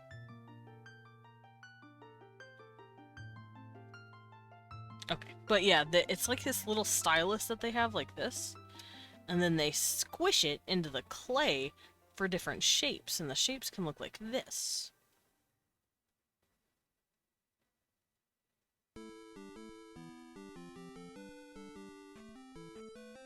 So you just boop, boop, boop, and you make these little shapes. But I didn't want to go that route. I wanted them to just write. So that's what I have. I have an itch. Help. Okay, we're good.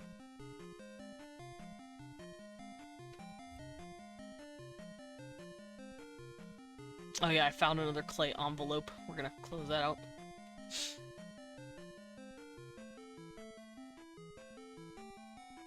Okay, and I don't need this anymore, so we'll close that out too.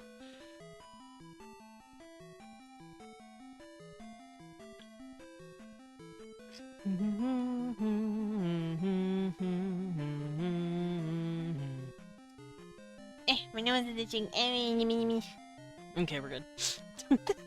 I had an itch. But yeah, I like the way they write now, which this is parchment. You can't really, well, you could try, but it's difficult to get these kind of curves in clay because carving and moving material like that, it gets real hard to do.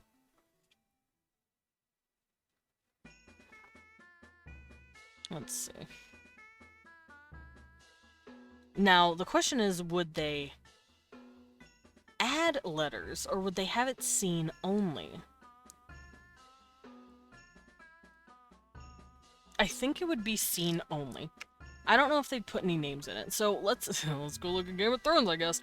Let's go look at some heraldry symbols.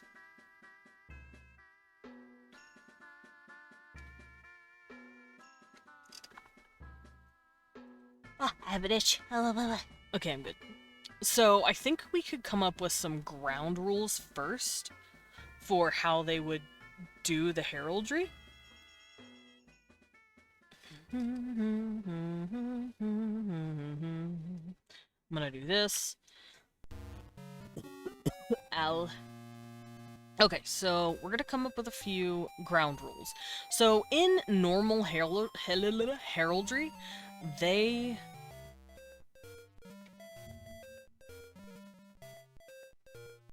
Let me grab a few examples real quick. Okay, they have stuff like this, where you have your coat of arms, your family crest, basically. You have shield shapes like this. And these shield shapes usually tell people what country you're from. Because I know, like it said down here, French style, it kind of gives people an idea of where you're from a little better. And then you get to choose colors for this thing. And they have rules for colors. Now, I don't think I'm going to have colors in this, because it's just a cylinder seal. I don't think they're going to go in and start painting on it next. Like, I can't see them going that far, but I can see them coming up with rules on what animals can interact with each other, so that it doesn't look like it's, like, looping over themselves weird.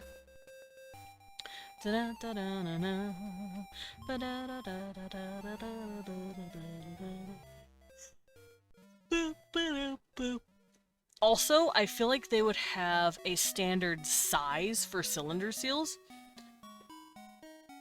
So it would be like, oh, you can only have it such and such long and such wide. So, for instance, if we look at this, this is pretty wide. Trying to find out where it stops. It stops here. Because you can see this is the guy that's dancing over here. Gross. Gross me. Me gross. So you can see this is how the scene is. It's a scene of a dude dancing, a scene of a king greeting his subjects, who are bringing something to him? What is this? It looks like they're bringing something, and this is other people underneath. But yeah, these guys are it's a procession of bringing something. And then here, it looks like someone's doing something. Here, this guy's smiting this dude, and then you've got these guys torturing this dude in the middle. So it's like a whole fucking scene. Now, I don't know how long they should probably want the scene. Probably not this big. This takes up quite a bit of the table. Which means that this thing would be pretty thin. So you see how it's kind of fat right now? I think maybe they'd have it thinner, like this, to really shrink up that size, so it would probably take off like that much. So I say cylinder seal about this big. You just roll it across the clay that you're messing with, and you're done. As well as the cylinder seal here, this goes underneath. That's what that is. And it is a summary, I would like to think, of the whole thing here. So I'm gonna try and figure out what the dimensions should be.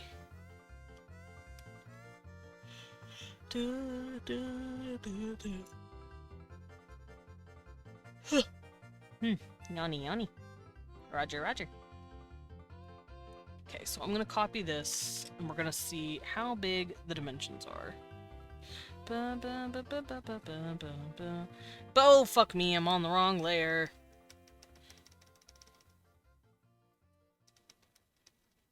I need to be on a layer.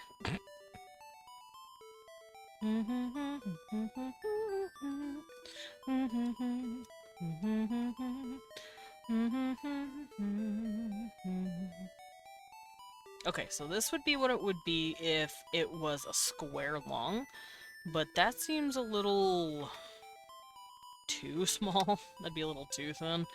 I might go 1 to 2. Like that. That looks pretty good. So I think maybe the cylinder seal should be however long it is wrapped around, that's how tall it should be.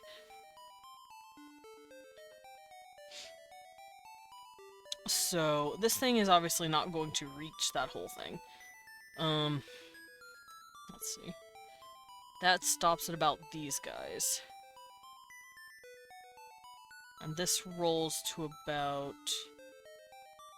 Here's that guy. So this would be just a little thinner.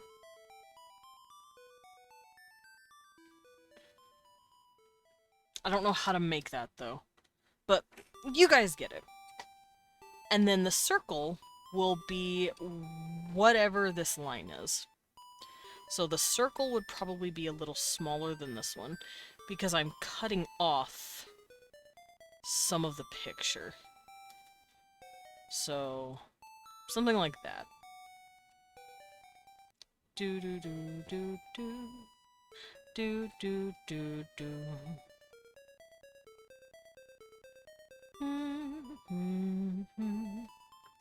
Here we go. Okay, so it stops at about here.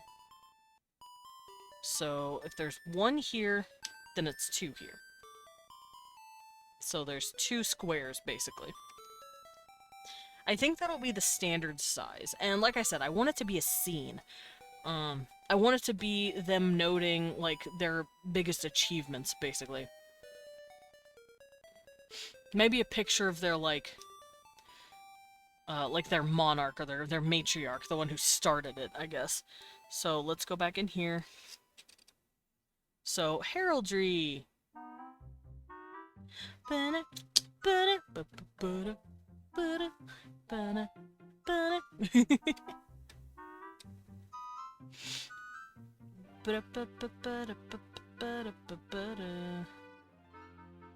Okay, so heraldry, the length is 1 height to 2 width. And then you're allowed, like, borders and all that, so. Ow, I felt like someone bit me.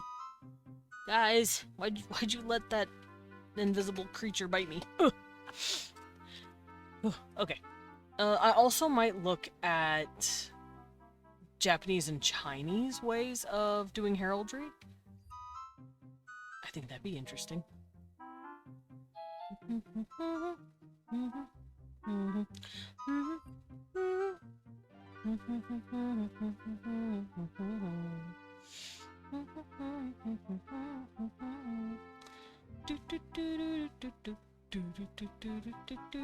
Okay, I don't need this. I need to come up with some symbols, like some animals. I did mention the baobab tree earlier, so let's use the baobab tree as an example. I'm not gonna write down their names. I think using the pictures would be enough. And if you don't know who it is, then it's like, oh, well, you don't know who that is? You're awful. You're such a silly Billy who don't know who anyone is. You're kind of expected to know what the scenes are, I think.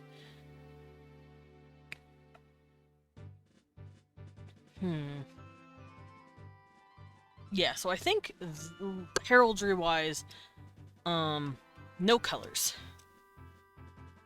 They don't use colors. For obvious reasons.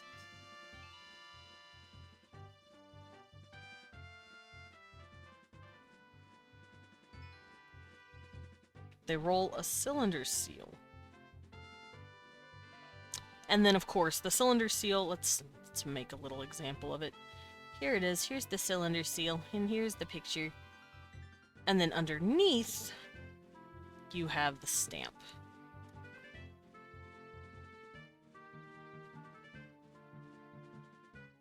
Yeah, they stamp with the bottom.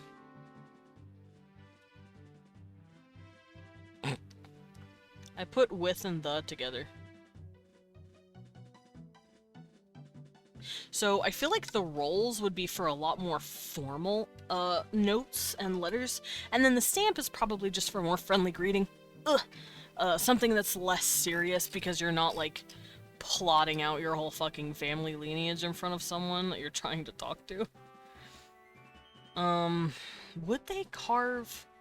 They might carve letters in here, actually, now that I'm thinking about it.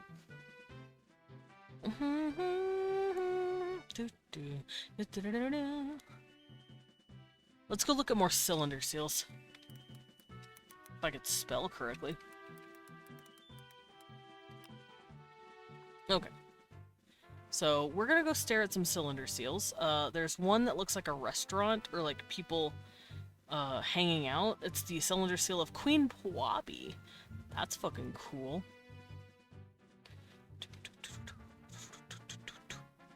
This one's also really cool looking.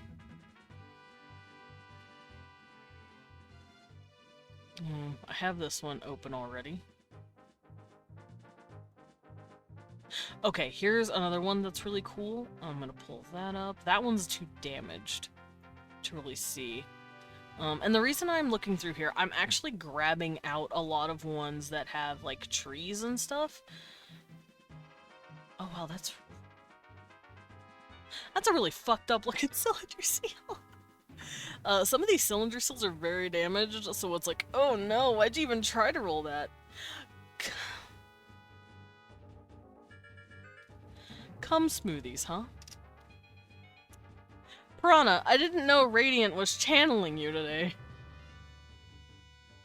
Oh yeah, they do. They have writing on cylinder seals. Okay. I'll keep that in mind.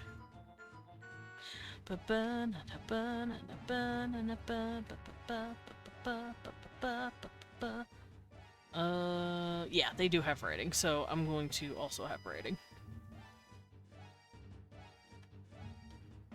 Also, they're gonna have to do all this stuff backwards. Was the first thing I come back to some cum smoothies? Yeah, that's Piranha for you. They did it, not me. Okay, I grabbed a bunch of cylinder seal pictures, and we're going to use them as a inspiration. Cause, fun fact, there was apparently a queen in Mesopotamia named Queen Puabi. Thank you for the pedalers. Also, I beat the AC into submission, and by beat, I guess I mean I tricked it into thinking it was working fine. Don't worry about it. Okay, so they don't use colors. They roll a cylinder seal or stamp with the bottom. I'll do this. We have a bloodhound and a hellhound? I think so? Radiant's a wolf. Oh yeah, Flame the bloodhound. Right there. There he is. Look at him. So it's a little guy.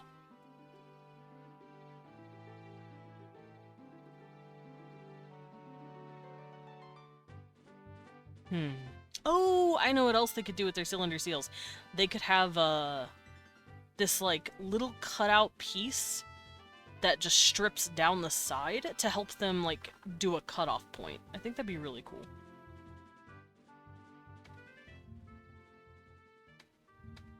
Yeah, I think I'm gonna do that. And I'll show you guys what I mean.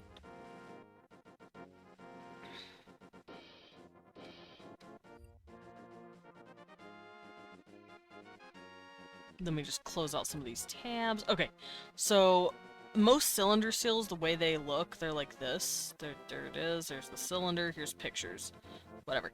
What I think they could do is have this, like, little piece of the cylinder seal to mark the starting point, and it's kind of like a little cut. Oh, I will be right back. Give me just a moment, everybody. Ow, ow, ow.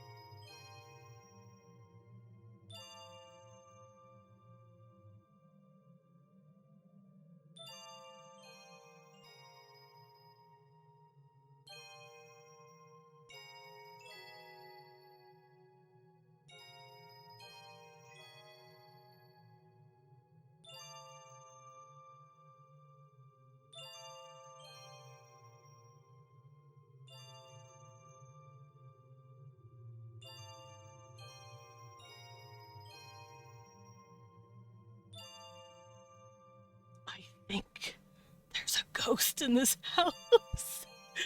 I think I'm being haunted. I swore I heard someone knock on my door. I walked around. There was no one. Anyway, what are we doing in chat? Hi, I am Desmond Dracula. I'm a scared little baby. You're a Monster Boy specialist, so who do you think would be better to plap? A plant or a centaur? Ooh. I think I go plant, because centaur sounds... No offense to centaurs, but I ain't doing it for the four-leggeds. I can't do it. Welcome to my house, the ghosts are here as well. Oh. Yeah, no, I heard someone knock. Like, on the bedroom door. And it scared me. I was like, hello? Who is it? No one. It was no one. I even wondered, I walked around. I walked around the full ass, like, place. It's fucking no. I'm assuming logically Cecil probably bumped into it or something, or knocked something around. But I'd like to think a ghost came to say hi to me.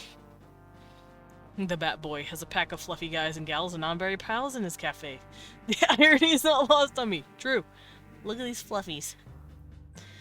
Depends on who's doing the plapping. If you're doing it to them, plant. Though that depends on the type.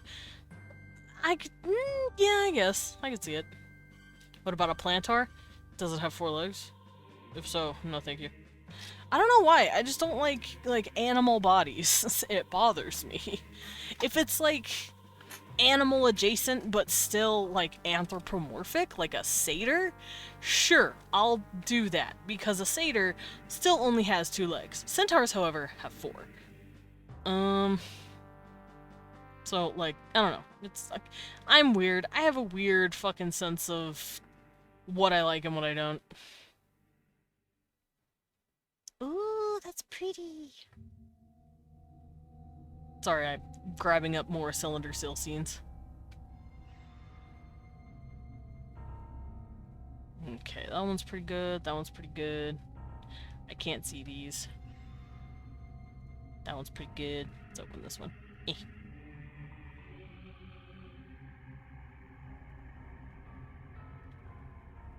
Okay, I have everything that I could possibly pull out.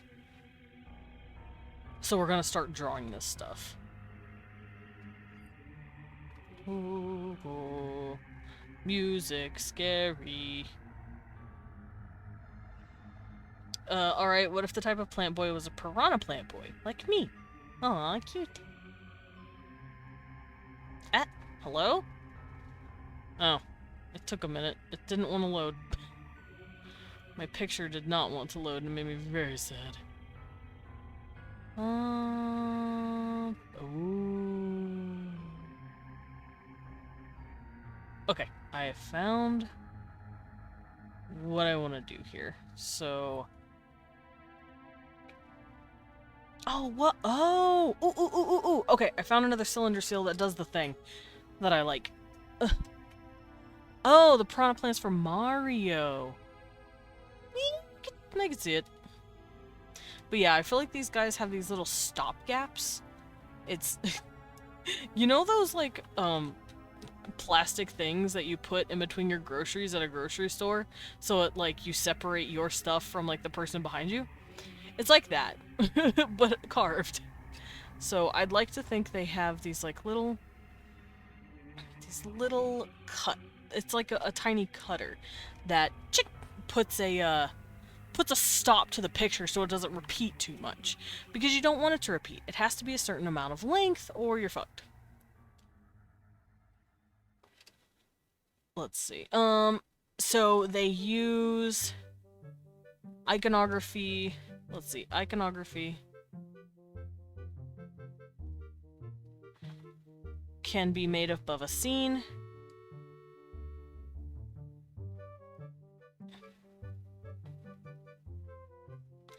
and the scene can have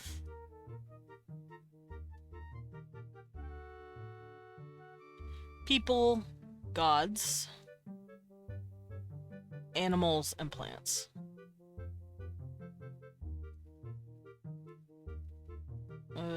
And constellations, why not?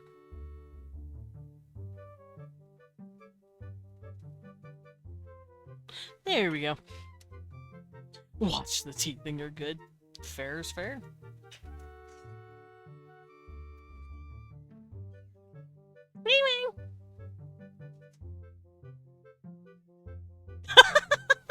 Cecil has... You came in here and you didn't pet him? How dare you? Guys, Leon didn't... Leon, give me a kiss. Drama Cecil. Cecil's a drama king. Cecil's very upset because Leon's not paying attention. He didn't even pet him once. A crime against sociality. How dare. Shame on you, Leon. Pet Cecil right now and beg for forgiveness. Everyone wants you to pet him. Oh, you did? And then he walked away? And now he's whining.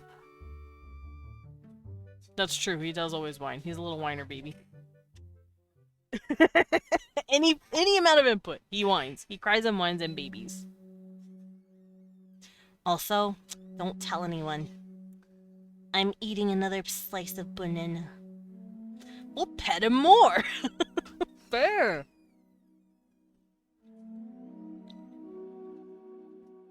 Cecil! Are you being so mistreated? First Dad doesn't cuddle you all day. In bed, he actually gets up and wants to do stuff. And now he's not petting you just until your little ears get happy. He's just not petting you anymore. Oh no. He's so mistreated, guys. Oh no. He wasn't, you know, laying sprawled around him in his arms earlier or anything. Alright, so the scene can have people, gods, animals. And if I could write the word animals.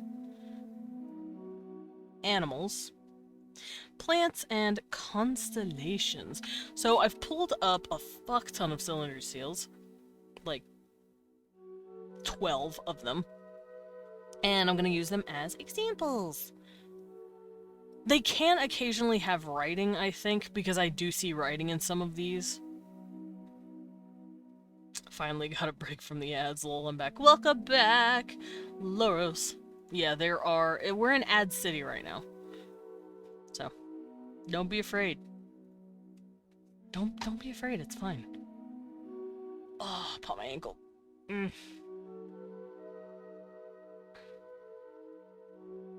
Let's see here. Do I want any more, or do I have enough? Ooh, that one's made of gold! That's pretty! That's a pretty cylinder seal. Oh, it's ancient Egyptian. Yo, there's ancient Egyptian cylinder seals? That's fucking sick. That's actually really cool.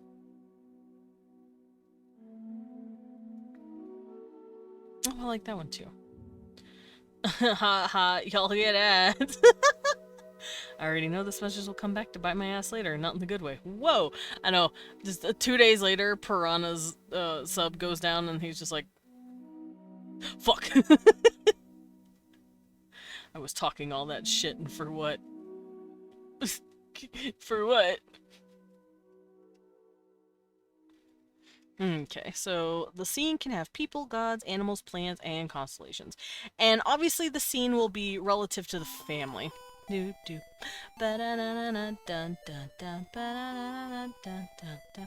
scene will be relevant to the family and their deeds.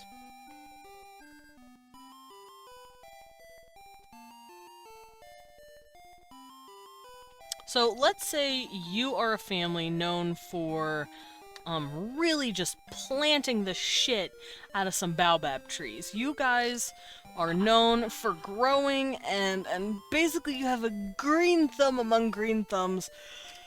And everyone knows that you are a baobab tree creator guy. So let's make an example cylinder seal. Renata! Hi. Hi, Renata. Hope you're doing okay. Gross.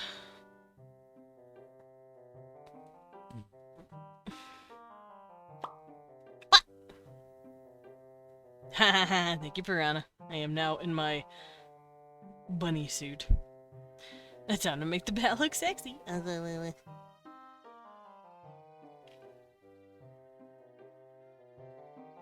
It me.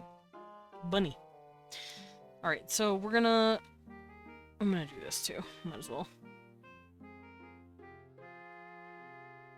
There we go. So this will be our practice cylinder seal. It looks about 1 to 2. I might move it up just a bit like this. Just to get it a little more.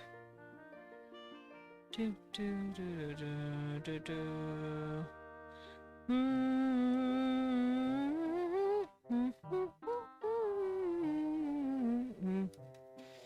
have an idea. Okay, yeah. That's 1 to 2. So this is about the size of it. Though technically the bed is always sexy. Oh, thank you. If I ever make you uncomfortable, please don't let me know I don't want it. Nah, you don't hurt my feelings. Oof.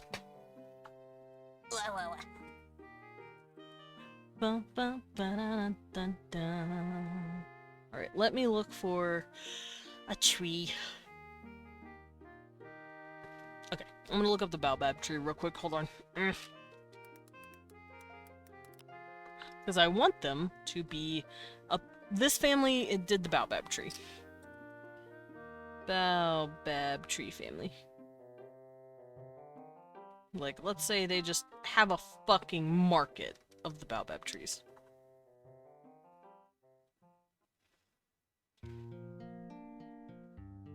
Let's see. I'm gonna say they have...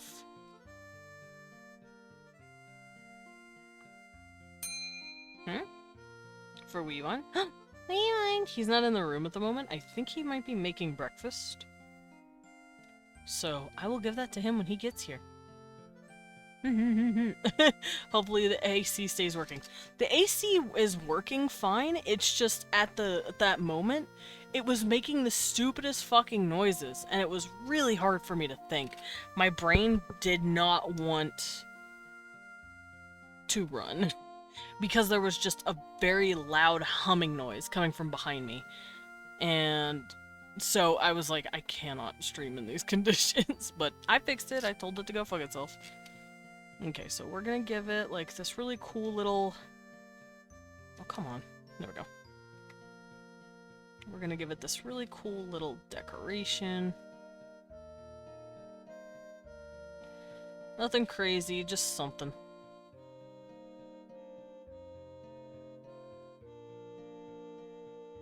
A very loud humming noise. Replace the...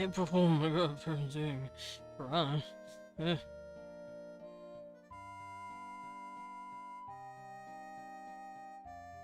Okay, they don't look the most organized, but I don't care. There we go.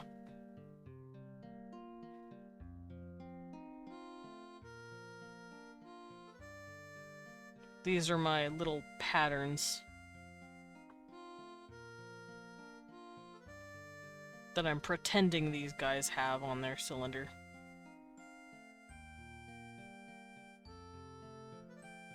There we go.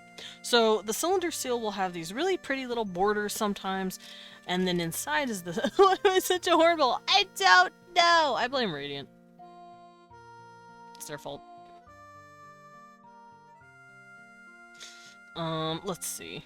I don't know what words I want to use, so let's get out of here. Get out of here.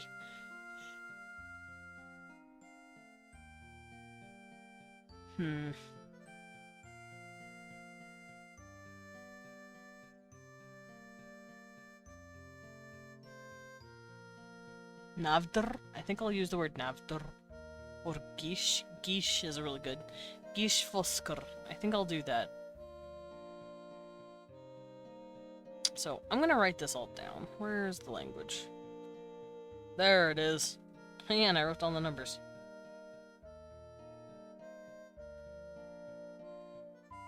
So, Gish. Radiant started it in chat and it just spread like their legs. Ouch. Yeah. Yeah, that sounds right. Okay.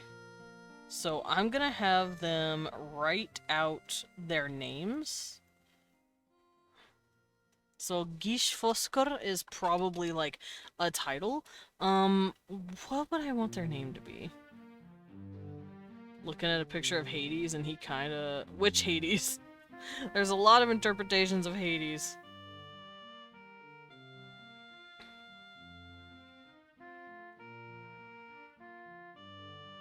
Let's see. Tursav.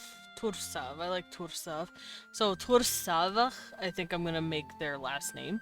So they're gonna have the name, and then they're gonna have, like, what they do. Fort Hades. Oh, okay. I've never played it.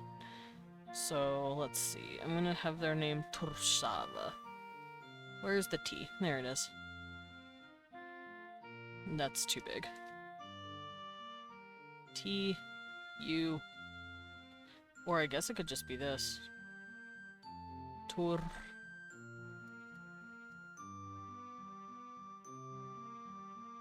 Tur. Sa. Ah, this one.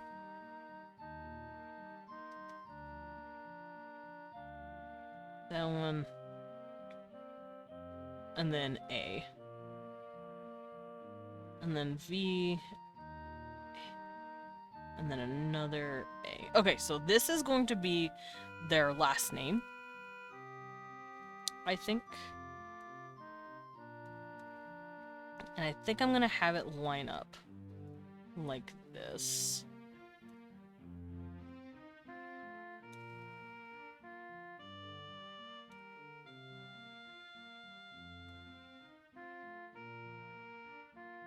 There we go. It'll be big enough for the cylinder, like so. And then they're gonna have other titles coming down as well. They might have a line here to kind of like separate it out. And then they are Gishfoskar. I should write my own version of Hades and Persephone's story sometime. If you want to. I've thought about doing that, but then I realized there's like 5,000 versions of them, and I'm like, Lore Olympus was not that good, actually, so I gave up. Also, I just prefer writing stories about monsters. Teehee. Ooh, but Hades is a cute monster, and Persephone is a cute boy. Maybe. Otherwise, nah, I ain't doing it. But power to you if you're gonna do it. I just know there's 5,000 versions, because they never leave Persephone alone. Leave her alone. How else am I gonna do this? So here's the name, and then I'm gonna write down what they do. Which, Gishfoskar, I want it to mean guardian of the tree, or tree guardian. So Foskar. Yeah, Gishfoskar. Let's see, Gishtafoskar, meaning maybe that means it. So, G, that's this symbol. I, it's these two letters. S, oh, SH. Shh. It's actually this. Gish, and then I'll add a dot, because they use dots for spaces. They made Aphrodite's base style look like a femboy in Fortnite. That was last season, though. Nice. So Gish, et, I'm gonna say just et, like this. E, oops. T.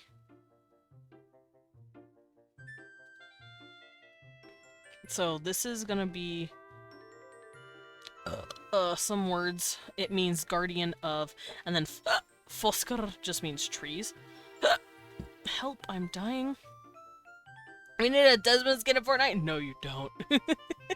No, you don't. Nah, dog. I don't want to be in Fortnite. You can't make me. Where's the fucking F? Oh, there it is. Don't mind me. I was struggling.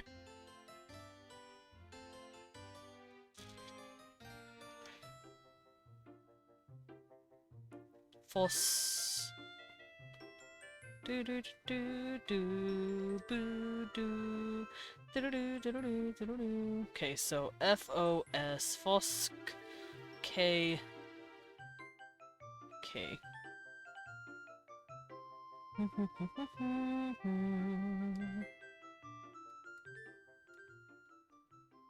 And then this. My little hook. Okay, so I really like this. This looks really good. So I'll keep this. I don't know what your pickaxe would be though. Your back bling and glider would definitely be your wings though. Oh yeah, definitely. I will say I've never played Fortnite, so I cannot help you with this hypothetical scenario. I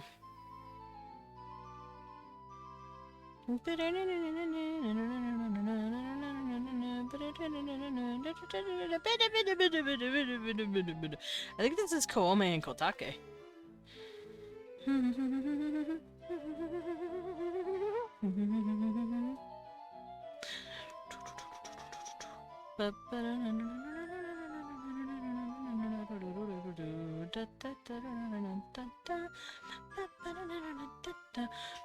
Fuck it. Your pickaxe is an oversized teacup. Hell yeah. Teapot. Let's go. Welcome home, master. Oh, I see. I see what you're doing. Cecil wants it. Dang, he wants it. How dare you make breakfast and not pet him? How dare you make lunch and not pet him? Cecil's very whiny. He is crybaby. He's crybabying everything up. Cecil, are you whining? Are you whining? I'm my little man. I love him. Alright, Cecil, go play. I have returned from the cosmic background radiation, and I got worse. Oh no. However, I've also found a bottle to keep the down bad in. Excellent. I also see Tavros. Wait, what? Oh yeah, Loros, you mean? Wait, I'm confused. So I watched a comedy musical. Oh, you're talking about this symbol. Yeah, kinda. A quote from it really strikes true for me. As a gay man in a small town, it's like bringing a phone to the Dark Ages. Sure, it's cool, but there's no way to plug in. You say that. There was a lot of gay shit happening in the Dark Ages. Man, what are you giggling at, honey? What? Yaquin? What about it? Yeah, yakin? Yeah, what about it? Where you at? What? I hate that you're right. I hate that. I hate that, actually. Loros, Leon looked at your name and said, that's a troll name, and he's right, and I hate it.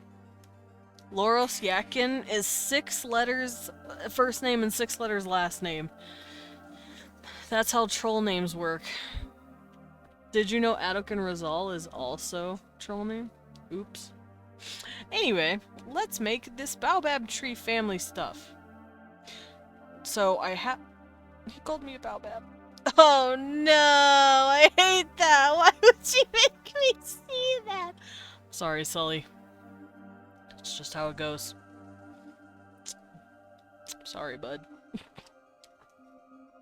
Alright, so the picture that I want going on is a baobab tree in the middle. No, thank you, my love. I am not hungry.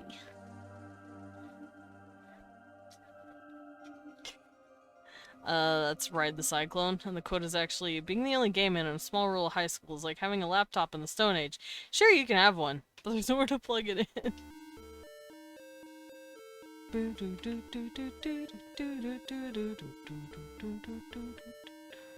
Once again, though, I do think people were also pretty gay in the Stone Age.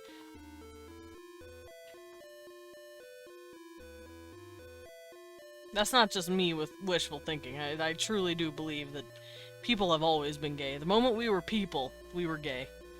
Because, animals are gay. I just wanted to make a punny...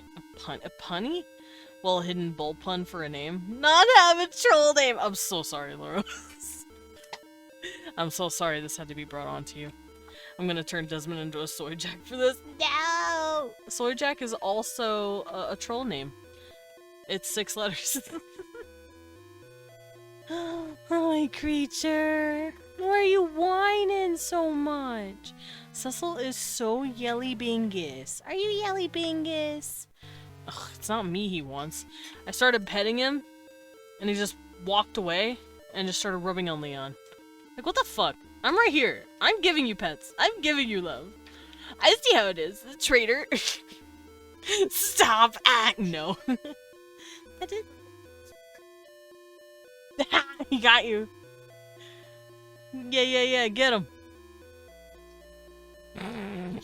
He attacked him. Cecil pounced. Alright. Let's work on the tree together. So I'm gonna bring this down because it looks stupid. Cecil, you can't attack and then cry about it. No, how dare you. Yeah, his arm walked into my claws, officer. Puts a mirror in front of the child, applying him with the confusion debuff. No, you don't understand, Laros. Desmond's fucked up and evil. No! You don't understand. He will actually see himself in the TV's reflection when the TV's turned off, and he wants to fight the kitty in the TV. Do you want to fight the kitty in the TV? Silly dummy. He's so cute. Fuck you. Your name is Updog Soy Jack. Hell yeah, my name is Updog Soy Jack. That's my troll name now. And it fits. It's 6 letters and 6 letters. Fucking kill me.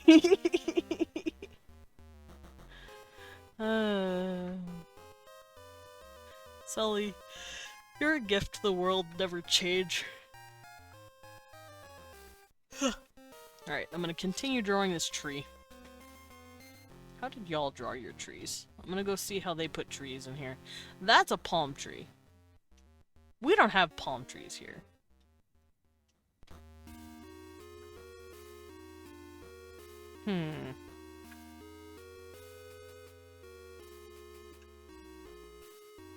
Okay, this one's really shit.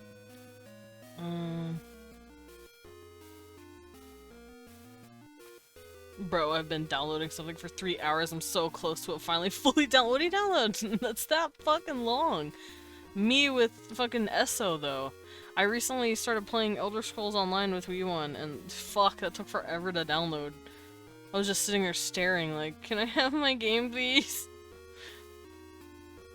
Okay, I'm gonna just do this for now. Ooh. My Wi-Fi is just crap. Oh yeah, that would do it. I'm so sorry to hear that. I'm gonna just do this for now.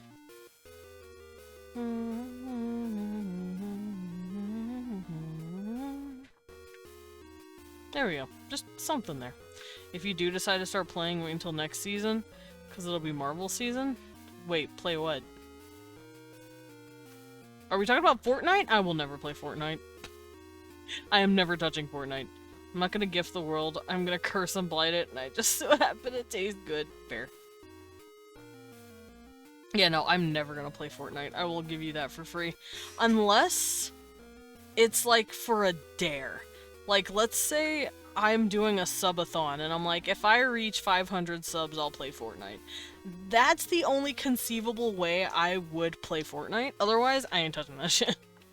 I'm sorry. I hope I didn't disappoint all you Fortnite fans out there.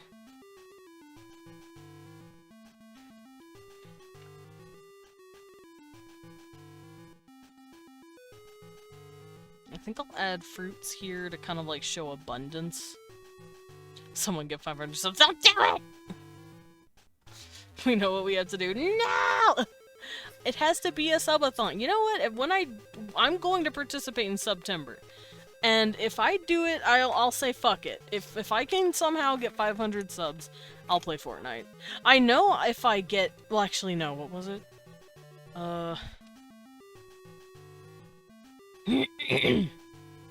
Maybe not 500. That's a bit much. I'm trying to think. I had a chart that I was planning, because I know the highest tier of subs for September that I want to do is have an IRL stream. I've not played Fortnite, funnily enough. I just saw it and said, I know my internet cannot handle that. I was glad I did. Laura said, too rich for my blood. But, yeah, I do know that for September, I would love to do a, hey, if I reach a certain amount of sub/bits, then I will be streaming IRL for a day. I think that'd be fun. You guys get to see my goofy-ass face. But, I think a tier below that would be, hey, force the idiot to play Fortnite and watch him cry. I know another one would be reveal my model early, because I am going for a 2.0 debut, October. But if it's in September, people can get the model early. I think that'd be cool. All your streams are IRL, right? I mean, yeah, no, I'm definitely a bad IRL. I don't know what you... What's immersion?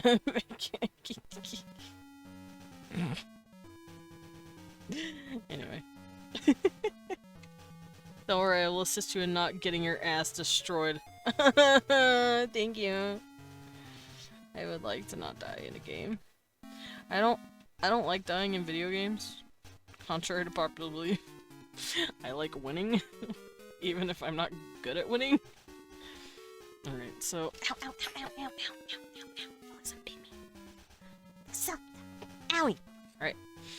I can close this one out, because I don't need it. I can close this one out. Well, no, I'll keep this one.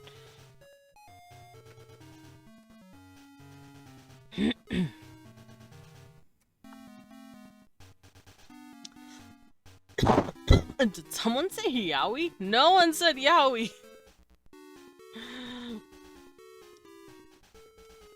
I hurt my throat. I need a sip of water, actually. I'm gonna do that real quick.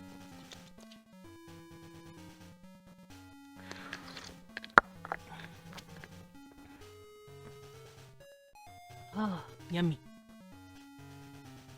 Wilbur. Alright, I think I'm gonna do what this is doing. I'm gonna give... Oop, get out of here. I'm going to draw a little guy right here. Little guy, I'm a little guy. I'm a little guy, I'm a little guy. I'm just gonna have this little dude flying. Give him some antenna. And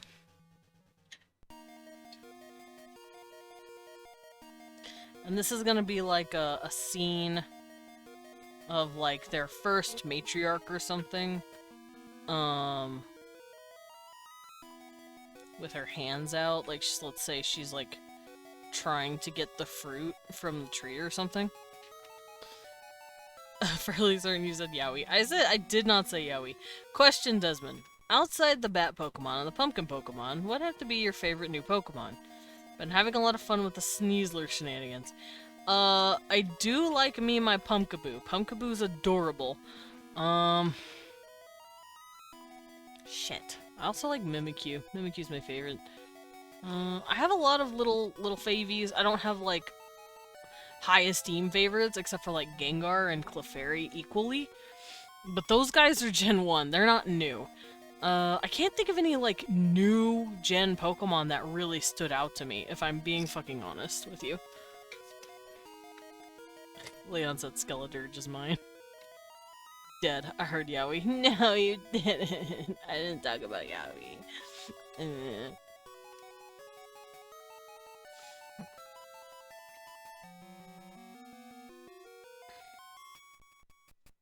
Okay, so I'm gonna draw this lady. She's flying up here. I'm gonna have her legs like this. And let's give her a foot, like she's flying up here. And I'll give her her wings, because she is an elite. I might actually do this. Error. There we go. Puts Fuecoco in your lap. Cute. Error. But yeah, no, Fuecoco's adorable. Leon loves I him. love my big cheese boy. Yeah, someone threw a slice of cheese on that boy. And he loves him. Honestly, I loved all the starters this gen. I was okay with Duck. I was okay with Slut Duck. Weed Cat's okay, but Slut Duck was great. Fuecoco's great, but I feel like the path its evolution line took could have been better. You kidding me? Skeletor's is dope! I thought Skeletor was sick as fuck. I don't think it's cringe, I think it's sick as hell. I think we'll have little symbols here and there right here. Maybe it's like their names. Maybe we'll have names here. Okay, but the name. Skeledirge? That's sick as fuck, are you kidding me? Skeledirge is dope as hell.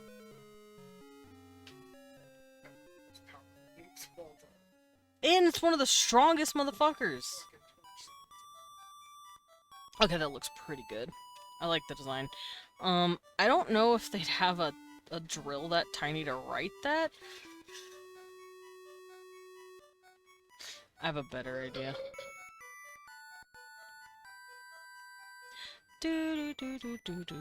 I've never felt more betrayed before, Sully. Oh, Laros! I have an idea. I'm gonna do this.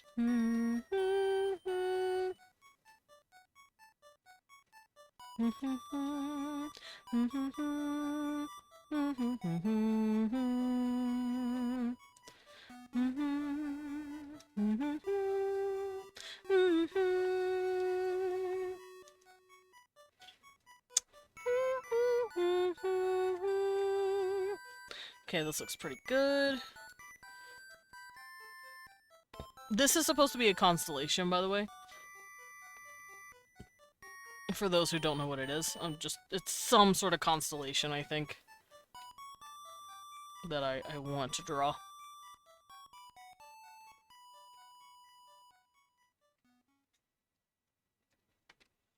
It says the bull has been teasing me with a DC 18 saving throw. What does that mean? Why are we out here playing D&D in my chat? I'm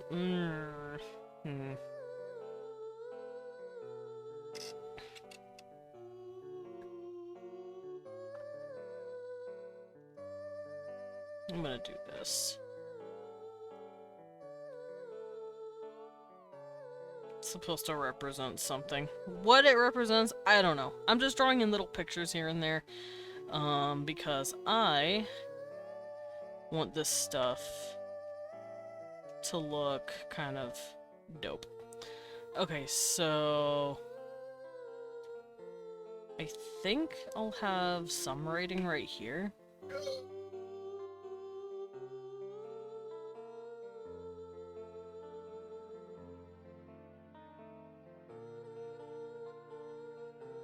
What the writing says, I don't know. I just wrote shit down. Don't ask me.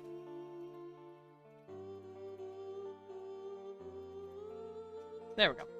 So this would be kind of like what a cylinder sill would look like. It would have their names, maybe like some terms on what they do, and then some pictures of relevant information. For these guys, I made them be baobab tree like guardians. So I had their name, which is Tursava.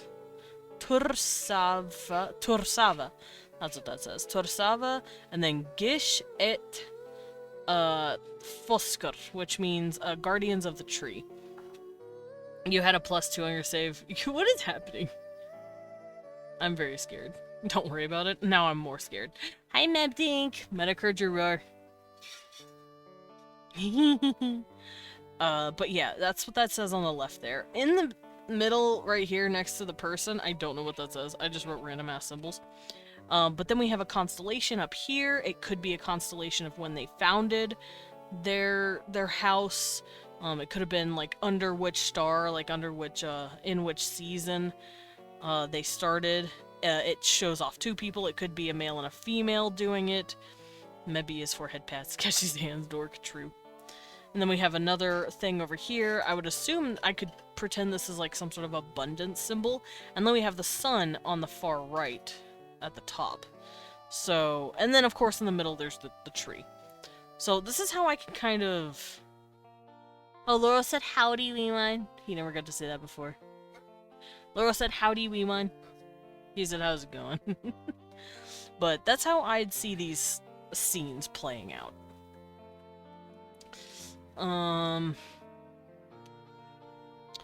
Maybe they have like a date somewhere here? Like maybe they have some sort of symbols that show what the dates are. Like maybe it's about how many stars are here, how the planets were aligned at the time. Just something interesting, something for the eyes. Something that we probably wouldn't fully understand because we're not ingrained in the culture. And that's not me copping out. Yes, it is. Anyway, this is how they would say they're the guardians of the tree. And that's their family. That's their legacy. They've always been there to make sure that the baobab trees flourish and are not taken down by deforestation. I feel like at some point they were struggling to keep the baobab trees alive because they were taking so much wood to build their homes. So these guys were actually tasked with making sure those trees did not die out. All you need to know is DC 18 is not fair for a +2 con save. Well, no, you have to roll a 16. I don't want it to be fair. Fair! That's fair. Alright, so I'm gonna close out the rest of these because I don't need them. Yeah, because a lot of how these symbols and, like, these things work, it's very much... what's the word? Metaphorical and symbolic, so...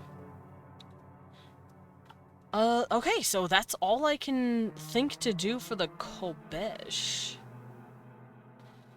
Until I need them for something else. Because, like I said, I've pretty much covered as much as I can. Conlang-wise, I could go over a bit more, but honestly, I don't really need... Cecil, Tread, wait. Please, have mercy on my little noggin. Dread. Thank you for the 1, ow, 2, 3, and 4 biddies. Please don't give me a concussion. 5. I'm scared. 6. Dread. 7. Dread. 8. It's just slowly getting more and more. Hold on, let's... Dread. Hmm? Squats Army Edition? What the fuck does Army Edition mean? I'm doing a regular. Can't tell me what to do. I'm doing a regular. Dread, thank you for the 7, 8, 9, and 10 biddies. I'm gonna go do my squats. Oh, Cecil, you're not gonna like me. Yeah, that's right. Move. Hi, you. Cute boy, cute boy. Alright, let me do a little stretch. Yeah, what? I almost toppled over. Hee I can still hear it going off. Bloop.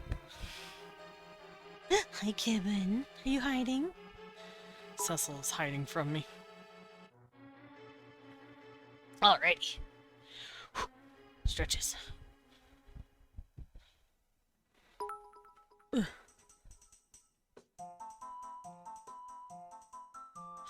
Okay, 1, 2, 3, 4, 5, 6, 7, 8, 9, 10, 11, 12, 13, 14, 15, 16, 17. I can hear my elbows. 18, not elbows, knees. 19, 20. Okay. Okay. Oh, hi, Kevin. Are you confused? Ow, he beat me. Not that confused, I guess. Whew, okay. Let's wind back down. I'm gonna kick my little feet, lie myself down. Alrighty. Squatting in pelted sounds like a time. No! I thought Dread would keep throwing. Nah. Nah, she's nice. She wouldn't do that to me forever. Right? Dread, you wouldn't give your father a concussion. Right? There we go. Whew. Okay, I am back. I am sitting. I am breathing a little heavy. I'm also hungry. I'm water hungry.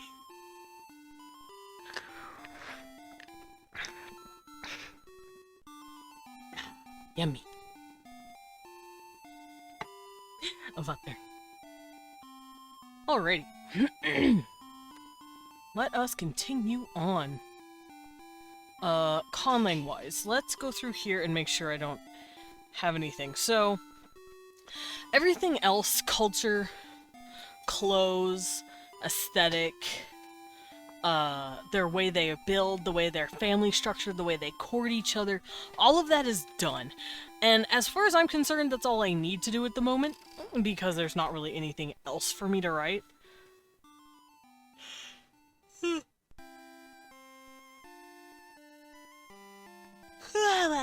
Cecil, what are you meowing about?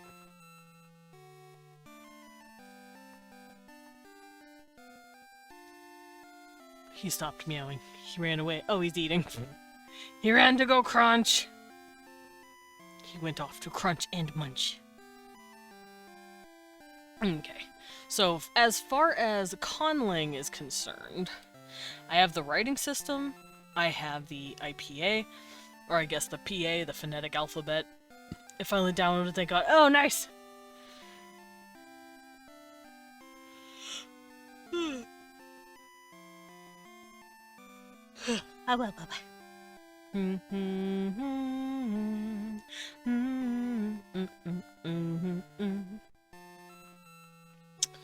Let's see. So, I have names. Jesach, Esach, Satkar, Kolbesh is the actual name of the people. I also found, thanks to someone, I also found a website that actually, like, generates words for me, and it's so good. It makes me so happy. That is a baby cat. We also figured out the difference between singular and plural. You just add a K. We also got just a few verbs and their tenses. Uh-oh. Philosophical question. Are your pants on fire because you're a liar, or are you a liar because your pants are on fire? Well, liar is the one that starts first, so I'm assuming your pants get set on fire because you're a liar. So, the first one. That's what I think. Your lying caused your britches to get lit on flame. Did he just grab your hand and run away? Well, little bastard. Okay, but yeah, we also did pronouns. Specifically, we did personal pronouns, because there are impersonal, which is who, what, when, where, why, how. Also that, this, there, stuff like that. Those are considered pronouns. Me and Desmond can't be either, because Desmond's in a leotard and I'm in a robe. That's true. I don't have pants on right now. I'm wearing fishnets. And I'm wearing a leotard. Look at me. And a bow. None of this is seamless. It's seamless. I'm wearing seamless underwear. Wait, not underwear. Y'all think I'm wearing underwear in this outfit. Anyway. And then we did numbers. So after I covered personal pronouns, I covered numbers. They're right here. Look how cool. I also figured out how they count. I did it like kind of like the Japanese. Lies have oral friction, and the friction induces heat when scraping against the air. Friction increases to dangerous levels by the time it travels down to the pants. Yes, see, Sully gets it. Baby boy, baby. Pet. I pet the cat. Let's see. And the way I did adjectives as well is the way we have our adjectives. It goes at before nouns.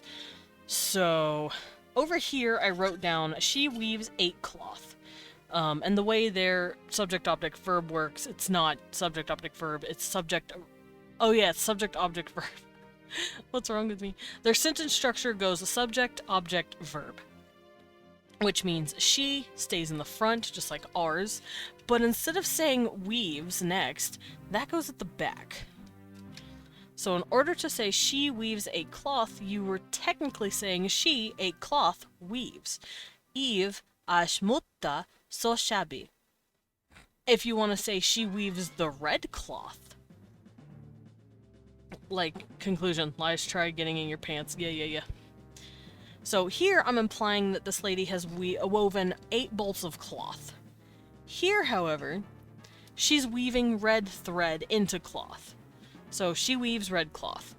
Eve vaniv motta. Vaniv means red. And it follows just like how ours follows. So it goes adjective, noun. Meaning, if we go adverbs next, which is what is here after that, it works the same way. It goes adverb, verb. So if I want to say she quickly weaves, or she weaves very fast, she weaves quickly. She weaves so deftly and so quickly. Specifically, this would be she, hold on. She quick weaves. And the quick would be connected to the verb here. Now, I don't know what those words would be. So Eve is she. Weave is so shabby. So shabby would be right here. So shabby. She is Eve. I don't know what quick would be.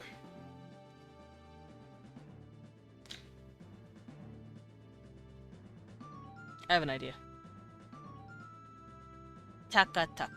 I like that. Taka-tak. Because it's like fast sounding. Taka-tak. One of us speaks only the truth, the other only lays. You mean lies, right? Right? But yeah, taka-tak. I like that.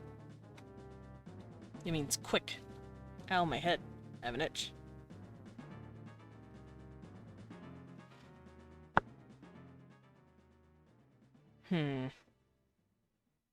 I may have to figure out how to do this better, actually.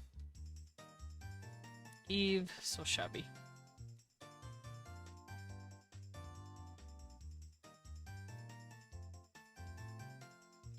Because I don't really have rules that often about endings, but I feel like I want adverbs to have a certain ending. Do I want adjectives too, or nah?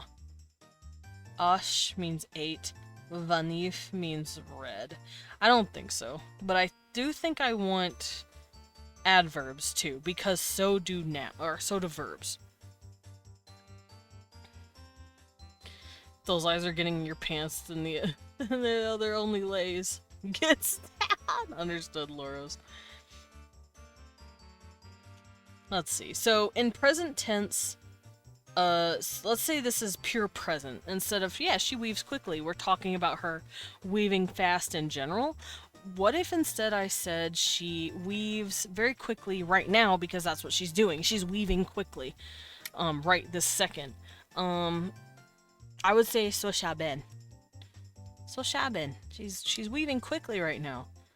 And yes, this would technically be progressive, present progressive. We have a distinction for that, but I think their distinction would be if you use base tense. It's just you're saying it as a general term of thumb. If it's present tense, they're saying they're doing it in that moment.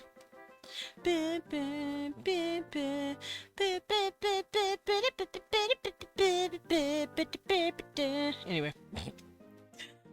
Don't mind me, that was me singing my music. So, since this is an N, I feel like adverbs do the same thing. Dun, dun, dun, dun, dun, dun, dun, dun.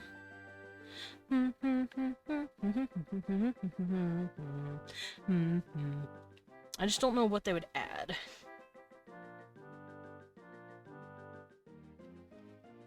I speak no truth, but do I lie? Ooh.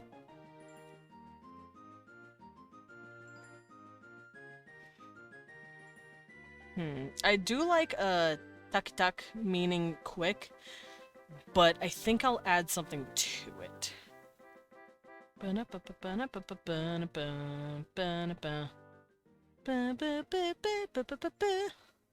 So I'm gonna say duck, duck, duck. I like duck, duck. Sounds like I'm saying duck, duck, duck, duck, goose. Quack. They could also follow the verb tak tak and soshabin, like that. And so if I said she will weave quickly, and it's soshabivot, something like that over here, soshabivot.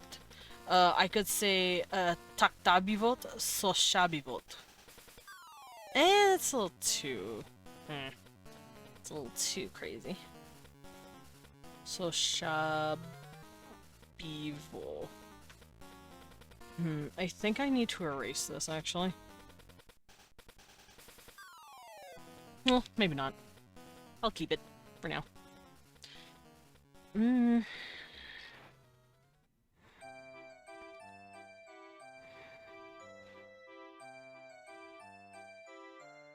Let's see. So, if that's the case, if she were to weave quickly in the past, it would be soshabikin. So that would be taktakin. Taktakin, maybe? Taktakin.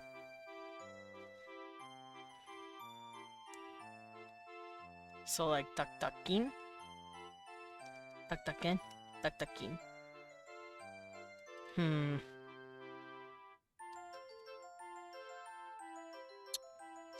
This is difficult to do. I want it to line up, but like, I can't think of how. I don't know if I should give them like shorter versions.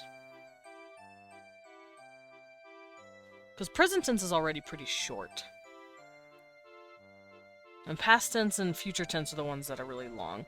So soshabivot sounds pretty long. I might get rid of it. I might make it soshabot, like that maybe? Soshabot. That sounds a lot shorter. Cause bivot is pretty long. Ugh, gross. Oh, I will be right back. Give me just a moment. I'm gonna go think on this for a second. You could have both. I could, maybe, but let me go think on this. Be right back.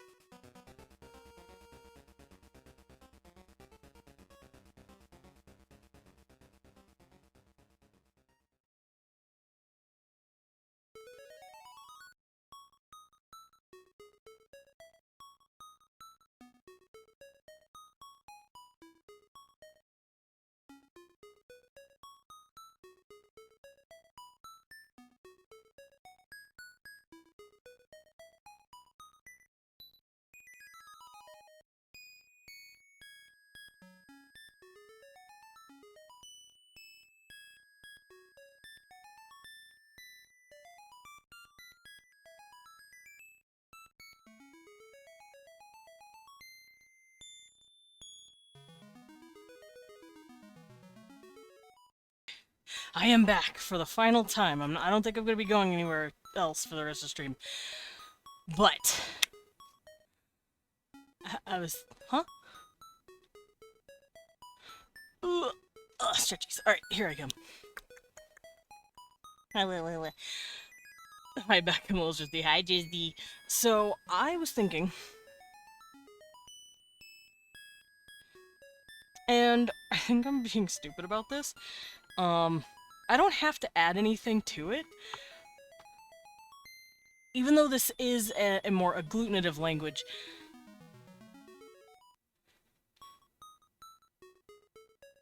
because the way we handle adverbs, we usually add an ly to it, like he is quick versus he runs quickly.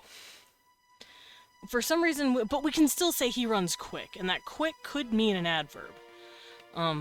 Like he quickly runs. So I probably don't have to fucking add anything. I was struggling for no reason. But I do think they follow adverbs first. I'm still okay with that. So if you're like, oh, she weaves quickly, you said no, she weaves. How does she weave? Quick weaves. So I don't think I think this is how it would position. Oh, popped my back. Oh, it felt nice. Cecil, you're a whiner. Cecil's yelling. Alright, so let me write down these letters. So I, V, tuck tuck, that's a T here, A, oh no, I don't remember what a K is. Oh, it's this. K. And not all words are gonna sound like this. This is kind of like an onomatopoeia. It's like saying buzz. Like buzz is a verb technically, but it's also an onomatopoeia. You say buzz, buzz, buzz, buzz when you're like saying a word for like bees buzzing. They're called onomatopoeias. So shabi, so shaben. Do do do do do. So it would be this. What? What, babe? Oh. Cecil got a lick of cheese from Wee Wan's mac and cheese food, and it was so cheesy. He made such a face. He was like, oh, that's cheese, Dad. Are you smooching him up? I heard smooches.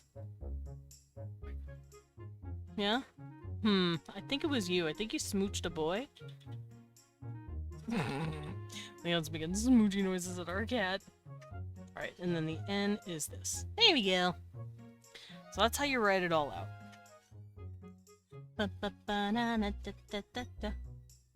So I already covered numbers. I've just covered adverbs. I said fuck it. Adverbs are just gonna act like adjectives where they don't have a following convention, and the reason I do that is because in gendered languages like Spanish and German, they typically have a gendered word, which let's say vestido, for instance. Vestido in Spanish means dress, but it's a masculine noun, so you would say el vestido, as in the dress, but you say el instead of la. If it was for some reason la vestida, you would say la. But if I want to say the red dress, I would say el vestido rojo. If it was for some reason feminine, which sounds awful apparently in Spanish, it would be la vestida roja. So in gendered languages, you have these... Oh, they're at grape cheddar, literally. But yeah, in gendered languages, you have these like little ads in the back of the word to make it match better and flow prettier. Yeah, this language ain't gonna have that. They don't have gendered language. If I say servant, it's going to just be a neutral term. If I like mesu, is female for animals and osu is male for animals. Example, mesuinu is female dog while osuinu is male dog. Are we talking about Japanese? Because inu means dog in Japanese. That just sounds like, because I know Japanese does not have gendered language anyway. Hi. No. Japanese does not have gendered language. I'm talking about the words following a specific gender. And I don't mean gender as in male and female. Some languages don't have male and female as their gender, masculine and feminine. They have animate versus inanimate, for instance. And some things might not be considered animate or inanimate based on our culture. Like maybe they don't consider dogs animate for some reason. They use the inanimate gender for the dogs, as in like the word itself being masculine or feminine. Yes. Like I said, in German, cat in German, Katze, is a feminine noun. It doesn't mean cats themselves are a feminine creature. They're not all girl cats. It's just a noun that follows grammatical structure based around this gender casing. Hi, Mebding. Don't look at my butt! I said don't look at my butt. You're looking at my butt. How dare you? But then, let's say Hund is masculine. That doesn't mean all dogs are boys, it just means Hund is a masculine word. Which means, to say the cat, you would say die Katze. Yeah, I think you're right. A cold one? Oh yeah, Leon totally cracked a cold one with the boys. Hi, Baba. Now, I don't know if German adjectives follow the same naming conventions as Spanish. He touched the butt. I don't know if German follows the same way Spanish does, but if it did, let's say the red cat. Red cat. Let's pretend this is German, even though it's, or let's pretend this is Spanish, even though it's not. You would say Hotze. You would add that ZE to make it feminine. And for Hund, you would just say Hot. So I don't know how they do it, their gendered cases, but that's how you do it if you were applying Spanish to the German language. How do Germans do that?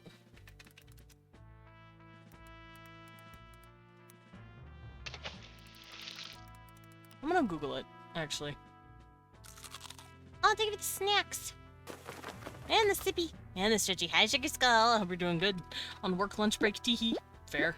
Oh, thank you for the pet. Sugar Skull located. English to German. Alright, let me look this up real quick. Oh! They do add the feminine, but it's not ze, it's rote. Rote. So if I were to say red cat, it would be rote Katze. But if I were to say red dog, it would be rot Hund.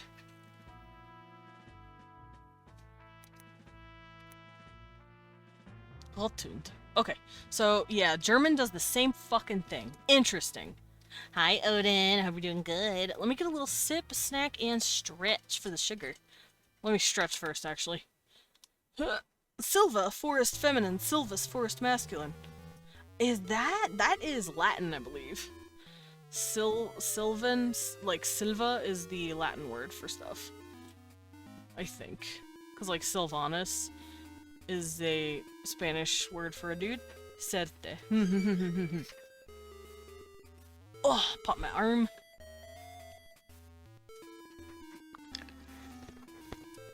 Alrighty.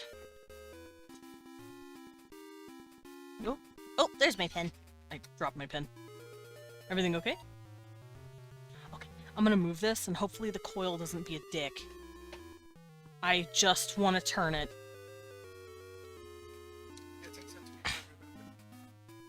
Maybe. Ugh. Okay, I'm gonna adjust the AC for a sec. Give me a second, guys. Wait a minute. What the fuck? Who are you? It is currently at 69-ish, and it's on medium. So, we should be good. And once it starts getting really hot, we can turn this back up. Okay.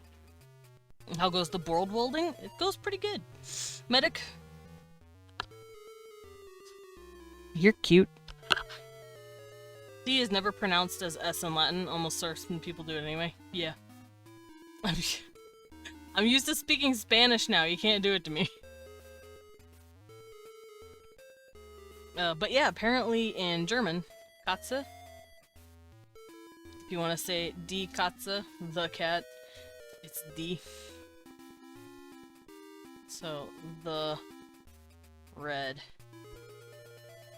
animal, I guess. Katze is the animal.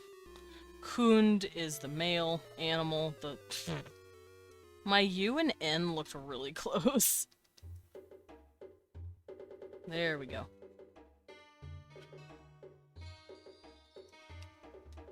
So red would be rote. It has that E, because it's following the E at the Katze. Hund has nothing, so it would be rot. And then, of course, D. It has that feminine E at the end, and then der.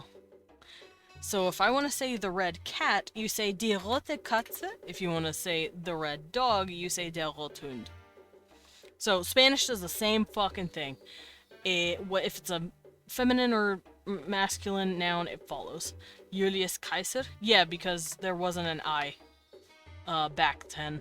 there was an I, there wasn't a J sound back then. We did not have a J. We also didn't have a V. All V's were W. So, I came, I saw, I conquered is weenie weedy wiki.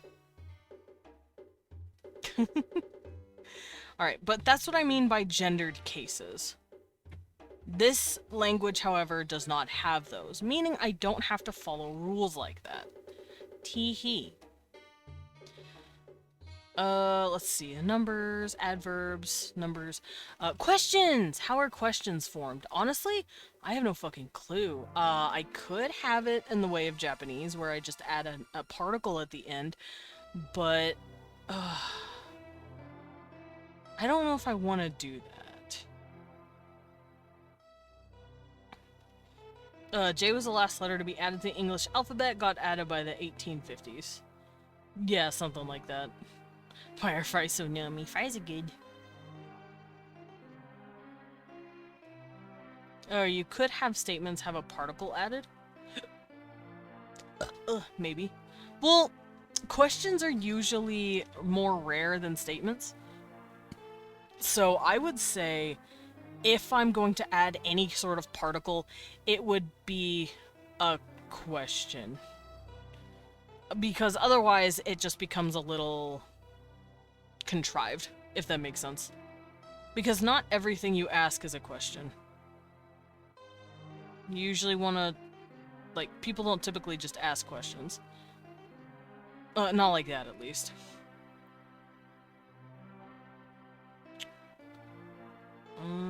I don't know if I'd want to add particles at all, though.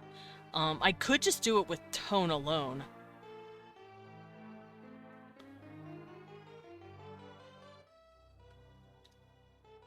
Because these guys do have tone. I can make everything a question? Yeah, I'm thinking of maybe doing that, where they say a little... they raise the tone if it's a question. Tone is a good way. Yeah, I know I'm gonna have tone no matter what, but I don't know if I want it to be...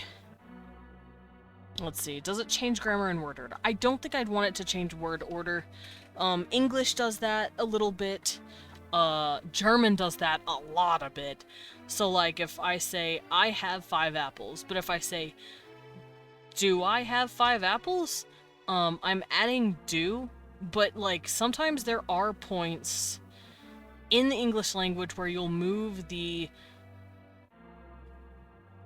verb, I guess, into the front, but sometimes, most of the time, we just don't. You'd think we would. Or like, it's going to rain today. Or, is it going to rain today? It is or is it? Like, we swap it a little bit. We do it mostly with linking verbs. German does it with fucking everything. If German wants to say, will it rain today? Or, let's see. I think rain is an actual... I think they consider rain as an actual... I'm trying to think of a way to word this. Let's say I'm going to bike today. I'm biking today. Let's say that's the word I want to say. Germans would ask, biking today? They would say, like, biking you today? They would just straight up take the whole fucking verb and throw it in the front. I don't think I'm gonna do that either, because that shit is annoying. Articles would make it very, very fucking easy. And maybe it's just a little noise that they've started making as a consequence of their question mark. So they clearly don't have that much grammar. Punctuation. If they have a dot in the middle like this, that means it is a sentence. It is a space, specifically. Like if you do this. Those are your spaces, these little dots. I don't know if they have, like, a period mark. Like a little click at the beginning.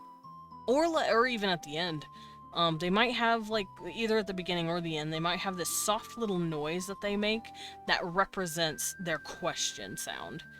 So, let's do this. See, I kept all these symbols for a reason, I guess. I kept all these for a reason. One of these symbols could mark as a question mark. And I'm kind of feeling this one. I like this little symbol right here. Oh. It didn't let me move it. Okay. I'm kind of feeling this one. I like it.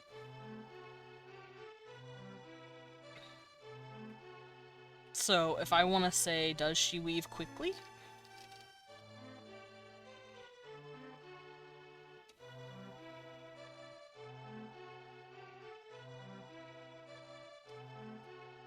Then maybe they could be like, Eve tak tak so shaben, like, I don't know if they'd use this. Or I guess they could be saying, is she weaving quickly? Like, is she doing it right now? So it would be, she quick weaves.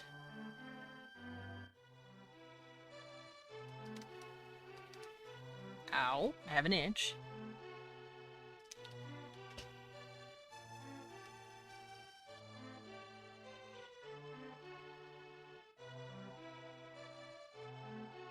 And then to have it a question, I might have it be like... I'll put a question mark here. But it's them asking. It's them turning it into a question. And I want it to be mwah. Mwah. You've tak tak so shebe? Mwah. I think that's how they do it.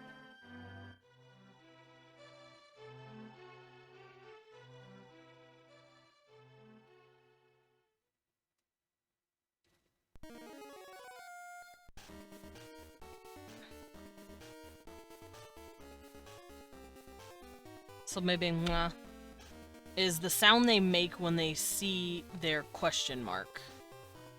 It's just a little sound they've started doing over time. I think. I think that'd be kind of cool. So you just go this.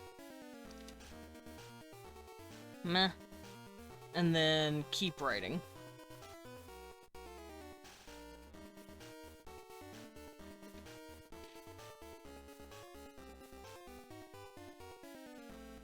I might make the symbol a little smaller. So Eve... Tuck tuck.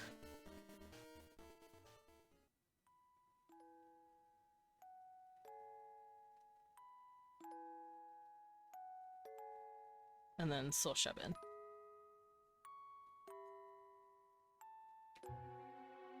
My handwriting is devolving, help me.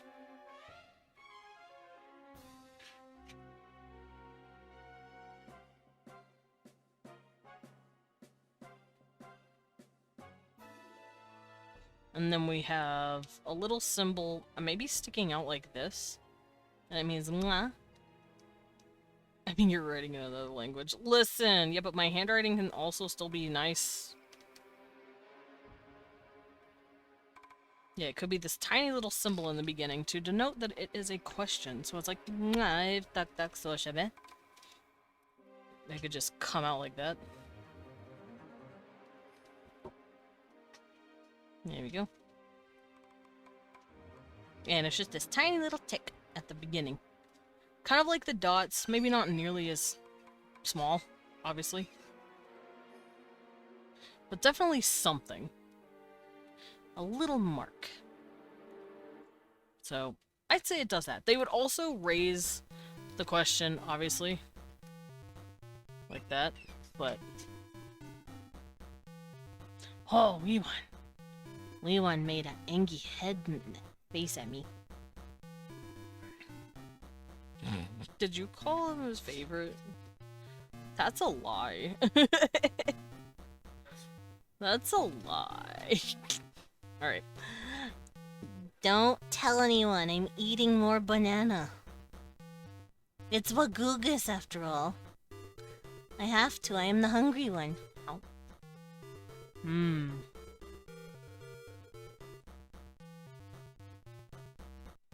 Don't tell anyone I'm eating banana. Ow.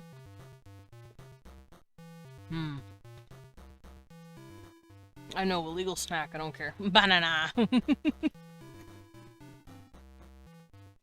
Okay, so that's how they'll do questions, I think. Negations, we already did that. I put my negatives over here. Conjunctions. Conjunction, junction, what's your function? Conjunctions are pretty easy. Those are the words that go in between stuff.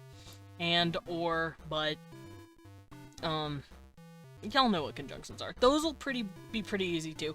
However, I do want to have a difference between conjunctions that are... Oh, of course, little Tristy. Have a good lurk, rest that brain. I do want to have a difference between words that are between subjects and between sentences. What's Cecil, little boy? Pet the boy. Pet a boy, pet a boy, pet a boy, pet a boy. Pet a boy. He's whining at me. Pet a boy. Okay. But like, let's say I said, Cecil, you're a whiner. I have 2 friends named John and Paul. Fuck it. I don't know who these guys are. But if I say I have 2 friends and they ate my pizza, those are 2 specific... Hi, Cameron. Wheezing intensifies. Welcome in! Whoa, you've got 2 friends that are the Beatles? Yeah! Alright, they ate my pizza! Tell them no.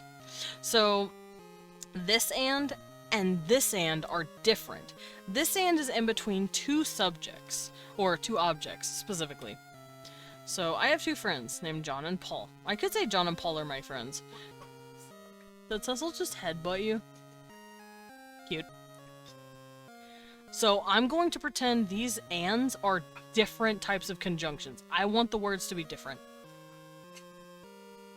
We ain't friends no more. To be fair, isn't pizza like your favorite food, Medic? I know pizza's your favorite. Pizza is not necessarily my favorite. Is your note? Yeah, did Cecil just headbutted Leon in the nose. He's BAM! He just took him out. Pizza.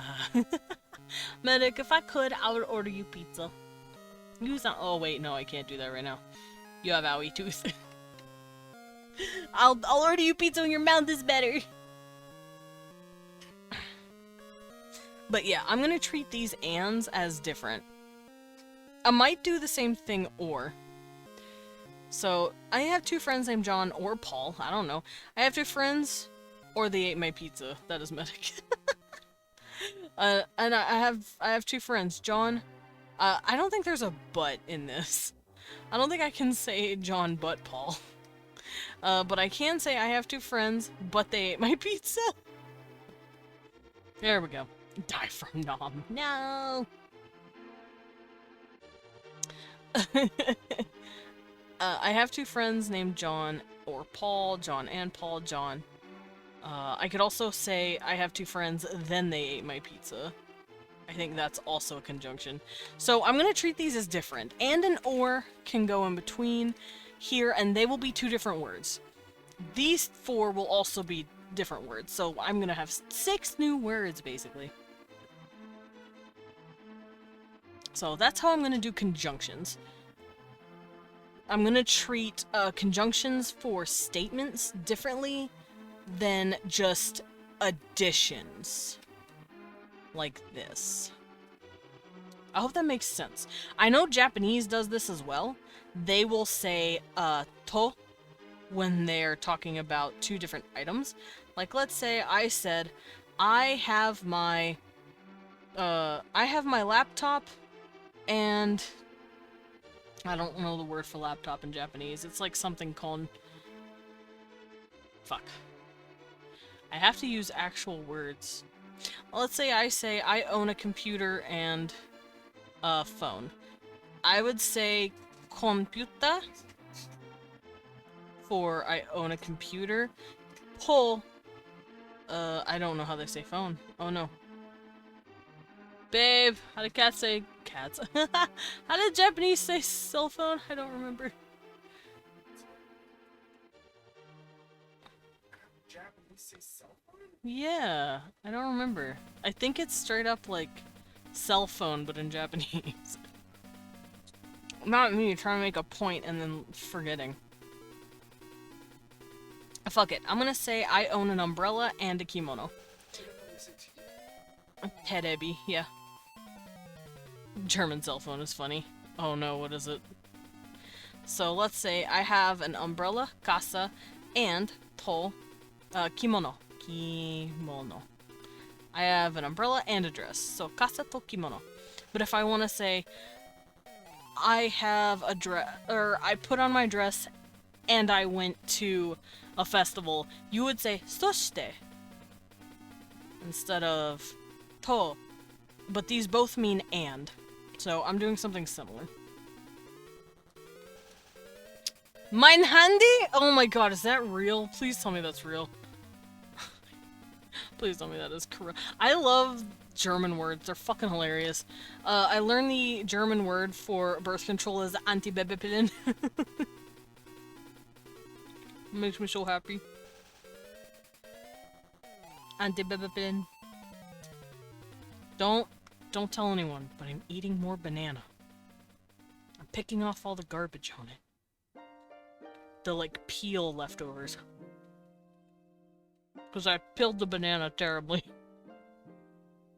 I gotta say butterfly in German. Schmetterling. Schmetterling, I think it is. Cecil, you're a crybaby. Absolute whiner baby boy. Oh, he lay. But yeah, don't tell anyone I'm eating a banana. Oh. Ambulance, ambulank, ambulanka, Krankenwagen. German's great. German said, Latin who? I don't know her.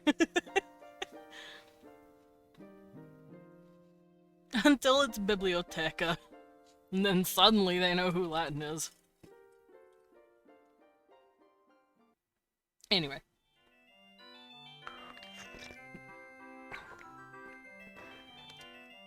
I'm gonna wash down that, banana.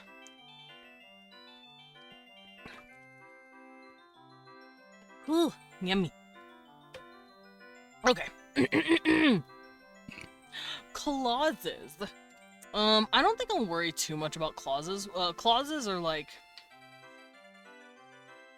full sentences versus partial sentences versus other full sentences that you put together. Like here it says, I'm taking calls for the man you worked for in my, samples. and present tense clause, past tense subclause. It's like, it's interesting, but I don't think I'm gonna have to worry about it too much, because I already have all of the grammar put down to help with clauses. And if I need to, I will add an extra conjunction here or there to help with how clauses connect.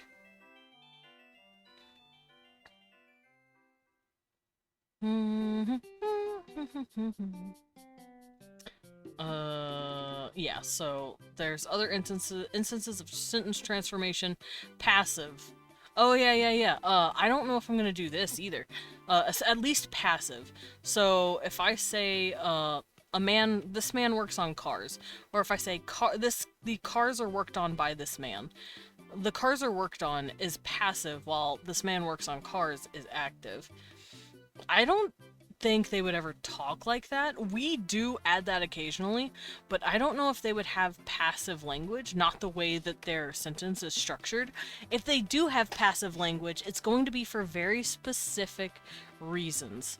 And the reason would probably be for things that have happened that isn't like anyone's fault or any intention, if that makes sense. Like, let's say, like, something like, I fell down the stairs. That's, like, unintentional. So if I were to say, I fell down the stairs, let's say instead I'd say the stairs I fell from. Like, maybe that's how they do it. They would pacify it to be like, yeah, this was an accident. It didn't involve anyone. So maybe they would do that. I think that'd be pretty fun. Clauses. So passive for something that doesn't involve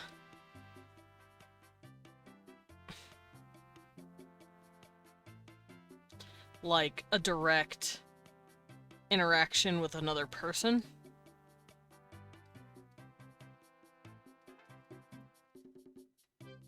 With like a second party.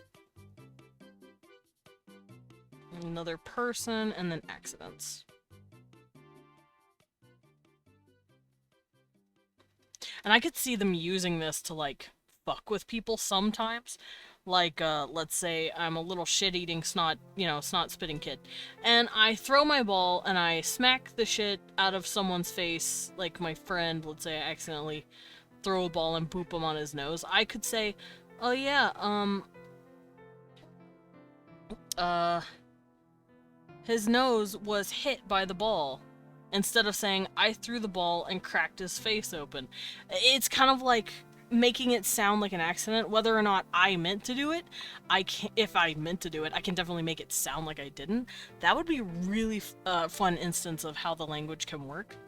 Like, oh yeah, he got hit in the face by this ball. I didn't throw it. You know, like, make it sound more like an accident. What, Cecil? Oh, noisy butthole! Noisy butthole! Noisy butthole! Oh, hi, sweet pea. Cecil's being very noisy and very butthole. Oh, hey, sees him. Yeah, you were about to get spritzed, little kid. What is that cat emote for? Do you guys hear him, by the way, being a little meow baby? He's a little meow baby. Alright, so there's other instances of sentence transformation, such as causative, which is apparently like that. Here I wrote down, the man works on cars that run on gas. So the man works on cars that run on gas. He works on cars. Cars that do what? Run on gas. So we're transforming the word into saying he works on cars that specifically are gas-powered, they're not electric. I don't know if they... They could put down a specific, like, word for that. We say that.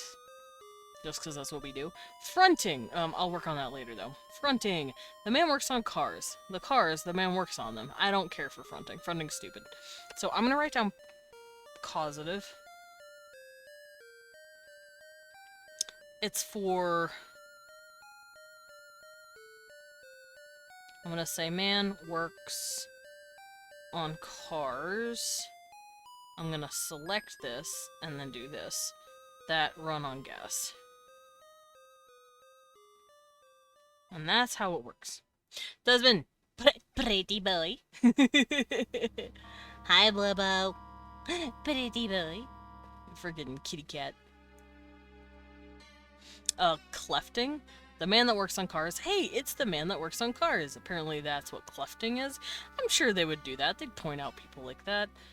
It's easy for the man to work on cars. That's raising, apparently, and nominal. The man is working on cars. We're not going to have nominal. I could see clefting and raising being in here, but definitely not nominal. They don't do progressive nouns. Hi, Taki. Welcome in. Because I've already gotten all that covered. Objectical clauses.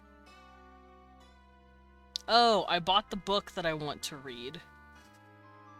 It's the same thing as causal. It's fine. That I want to read the book, bought. No, I think they do this.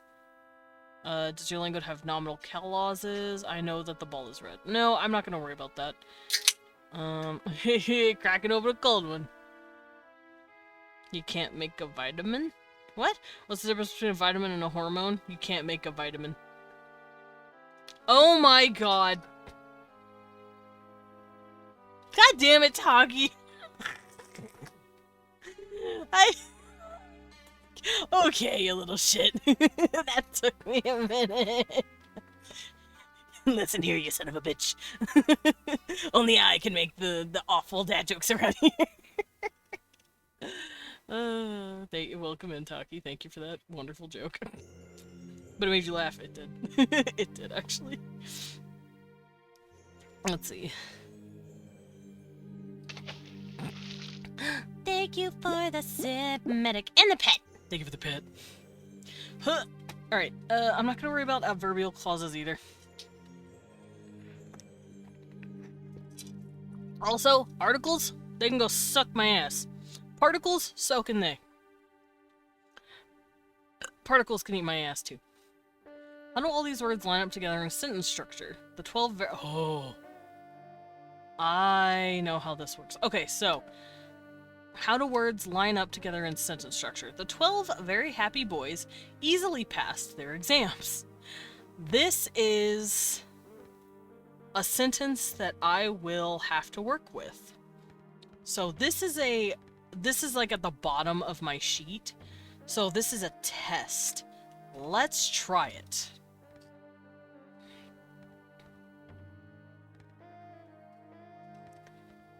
The 12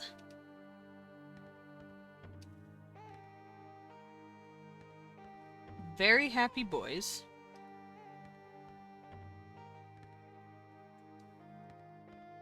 easily passed their exams. So, why is this sentence so fucking structurally crazy? And why would I use this as a final test to figure out how my language works? This is taking everything that I've written down and learned about this stuff up until this point. So, if I were to say boy, in this, we're gonna start with the subject first. The subject is right here, boy. Specifically, it is a plural subject. So a P sub, plural subject. Boys. Cecil, you're a whiner. Yeah, whiner. So this is how the sentence structure would go. It goes subject, object, verb. But it also has adverbs and adjectives before all that. So we don't have the. The can go away. So 12 very happy boys would all be in a row with each other. Honestly, it would be pretty much lined up like this already. So it would go 12 very happy. These would be considered, I think this would be considered its own word. I don't think they would say very happy, but let's just say they're saying very as in the adverb that is connected to the adjective happy. So I'm going to connect these like this. 12 is just another adjective. It's a number adjective specifically. It's to tell you how many, but it is still a descriptor. Boys is the subject of all of this as a descriptor. So this would all be prefixing boys. And then it goes subject, object, verb. So subject, object, verb. We have our subject. Let's find our verb. Passed. They passed. How did they pass? Easily. So, easily, once again, that's an adverb because it is a descriptor of a verb. So they easily passed, and it goes in front. And that all goes at the back. So, object, exams. Specifically, their exams. That is the descriptor for the exams. So, this is how the sentence would be structured. Not too much crazier than what it is now. They would say, 12 very happy boys, their exams easily passed. That's how they'd word it. So with that, we're going to find the words for these words. Okay, so boys, I know in order to say male elate, they don't really have a word for boy. Maybe they have words for boys and girls before they start hitting puberty and becoming a soldier, an elate, or a worker, like these guys. Maybe they actually have words for boys and girls. So let's go through here.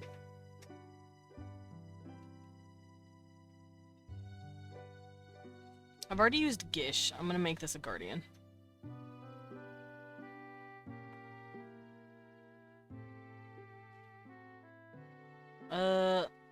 I'm trying to think of a word. Trush is a pretty nice word. Liros. I like liros or durgit. Let's say durgit. Durgit. Zertos. Zertos is also a pretty good word. Sozis. Sojis. No, I don't care for that one.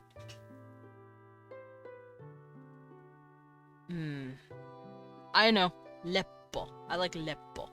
So let's say leppo is how to say boy. If I want it to be plural, because it is, boys, leppok. That K makes it plural. Oh boy. How do I say 12? I have my numbers already, so let's do that. In order to say 12, I would say, let's see, in order to say 18, you say geniash, which is 10 and 8. So in order to say 12, I would say 10 and 12. So Jean i Nick. Jean i Nick. So Jean i Nick.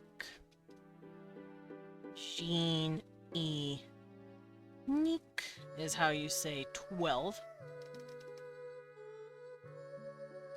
Jean i Nick. Very happy is like happy is an adjective, very is a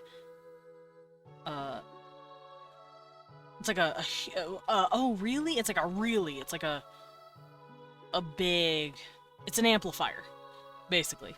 And because I am kind of basing these guys off of the Japanese language very slightly, I'm going to be a silly little teehee bat, and I'm probably gonna have the word be hon. Hon. Do they have an H? Let me make sure they have an H. They don't have an H. Good for me. I've broken my own rule. Oh, I could be fon. Fon. I'm gonna say fon is very. And it's based on the word honto. Because I'm an asshole. Honto. Fun. So, happy. What's a word that sounds like happy? Ngadoge? Ngadoge? Maybe? Nga. Do. Ngadoge. Ngadoge. That sounds kind of happy. Ngadoge. No, maybe ngada. Ngade. Nga. Ngada?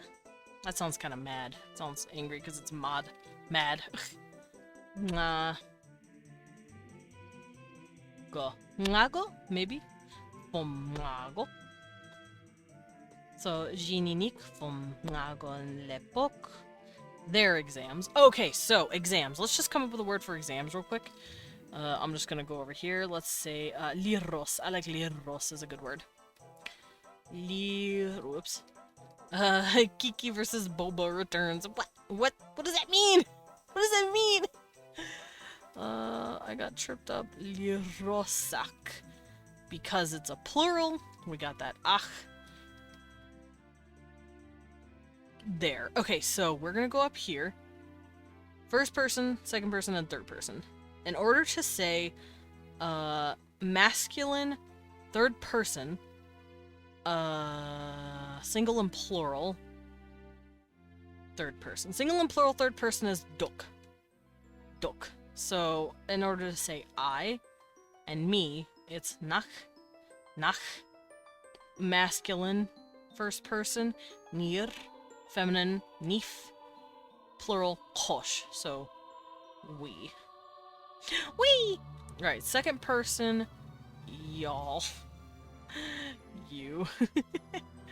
A single third person. Masculine would be he, Eve, she. Wait, then what's a vish? I might not need vish. He, she. Oh, wait. This is inanimate, so I don't need this. Besh. Besh is the word. Then what is this for? Single? I guess just they single? I think it would be they single. So, besh is how we'd say it. Besh for they. But how would we say it's there? I never came up with that. Uh-oh. Okay, so I need to figure out possessives. I think I might have it be T. I add a T to it. You add T and it's possessive. Let's see how that works in the rest of my words. Apparently Mandarin does not. Wait, what? Across basically all cultures, sharper sounds, kiki words denote danger or negativity, while safer sounds, boba, would often denote safety or normality. Actually, yes, that is called sound resonance. Apparently Mandarin does not. Yeah, that is sound resonance. It's if you're using the percussive sounds like p, t, k, those make things sound really hard. Those are called voiceless not plosives, pulmonic? Shit, hold on. I gotta scroll back up. What are those called? Those sounds are referred to as, stops. I said plosives like an idiot. They're just called stops. Specifically, bilabial, p, alveolar, t, velar, k. They are voiceless stops, specifically. They're also known as percussive sounds, because they're actually what beatboxers use to make, like, their percussive noises, their snare, you know, shit like that, like, that shit. Voiced sounds, on the other hand, are warmer because we're making it softer by pushing sound through the throat. Fun fact, medic, k and g are the same sound. Just one is voiced, one is humming in your throat. If you if you make a k sound in your throat and you don't add a vowel, you just feel air coming out of your pipe. But you cannot say the G sound without making a hum. K, g, g, g, g, g, g, g. It's really fucking hard. It comes out with a K sound. Yeah, so they're the same exact sound. So guz will always sound warmer or like more grounded or harder than k sounds, which sounds more breathy and airy. And there's a reason for that. One is breathy, one is warm. So I'm going to test this real quick. Now, the way Japanese does this shit, I'm not gonna do this. I'm just gonna give them a word for it. In Japanese, they usually add no to denote possessiveness. So if I want to say my dog, I say boku no inu. That's my dog. But it means technically dog of mine, because no can technically mean of. I'm not doing that. I'm adding t. So nachti. The T is kind of like an apostrophe S. Well, to be fair, so was the no. Let me just make sure I'm not using T anywhere else. Or te, maybe? Te? To? I like to. I don't want to make this, like, fully Japanese sounding. Cecil! What are you doing, baby? Oi! Stop scratching at stuff. Cecil is the angry.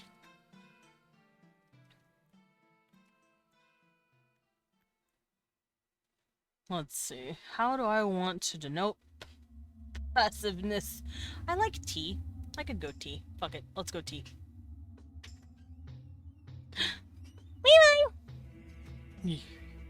What's happening? Everything okay? Oh, okay. Get in the air, cutie pie. Do you want me to tilt it your way, or?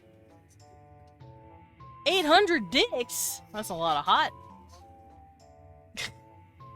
Alright, so yeah, I'll go T for possessive. It is just gonna get hotter. So, if I want to say my, no, let me find something over here. My mushroom. Java. Java means mushroom. If I want to say it's my mushroom, I would say nachti Java. Mine. Nachti. My mushroom. If I wanted to say it in a masculine way, I would say nirti. If, for some reason, I wanted to say it in a feminine way, nifti. And then we have plural, we, y'all, and they, kosh, voch, and besh. So beshti is how they would say it. Beshti, which means there. I think that'll work. T sounds really nice with all of these. Ivti, verti, vishti, it sounds all really pretty. Darti, dokti, yeah, okay, so I will use T. So beshti means there. And then lirosak, easily. Oh fuck, what's the word for easily? Drka? Maybe? Liros, let me do this. This means exam.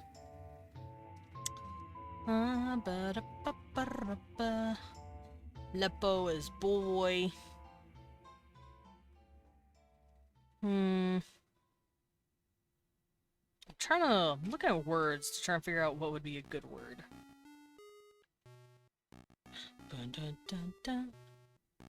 Bestiliro lirosach. So their exams easily passed. It's past tense, so that would be ikin. Oh, right. I was thinking about this earlier. I think in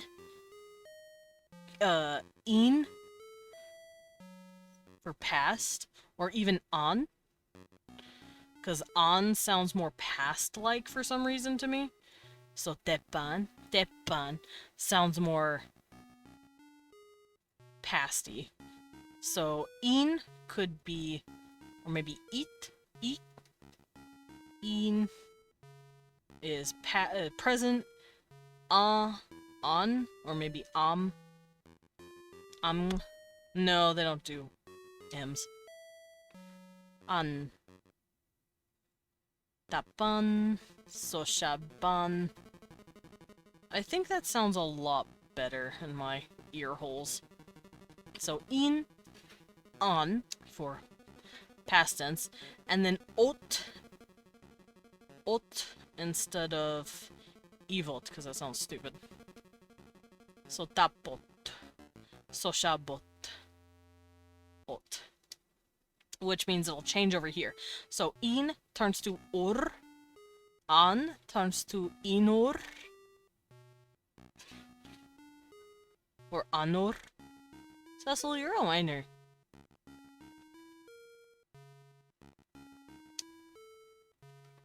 Whiner. Whiner. Whiner. Cecil is crying. Hi, baby.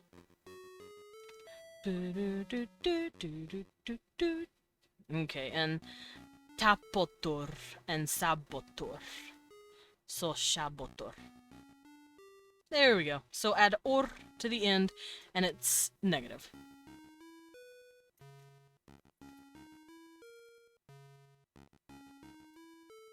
There we go.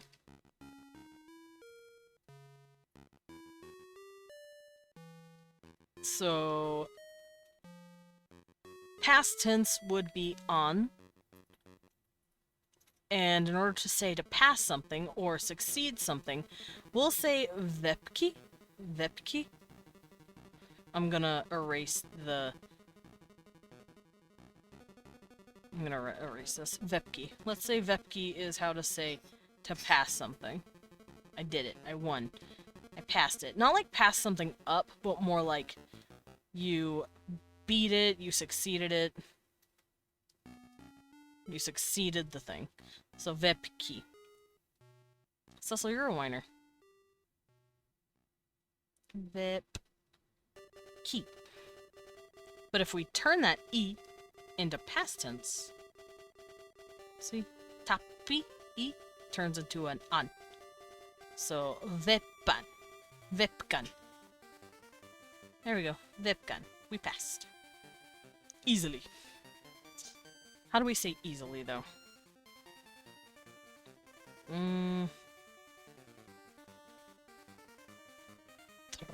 Trfka? Trfka sounds cool. Trfka, I guess. Trfka! We did it. We passed easily. Let's see, Turfkin. Easy.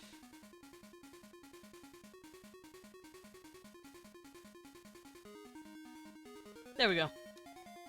So this would be how the sentence is structured.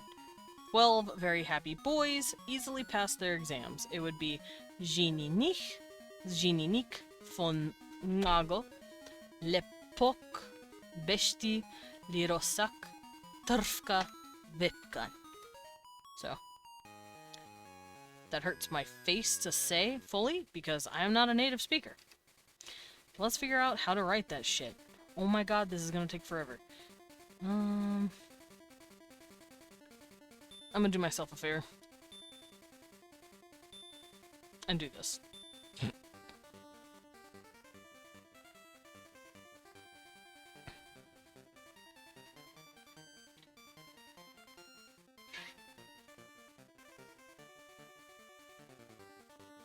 Okay. So, Zininik. Oh, I turned off my tablet on accident. That was my bad this time. I did that. And now it won't turn on! You dickhead. Now it wants nothing to do with me. It's like you have hurt me for the last time, father. Ugh.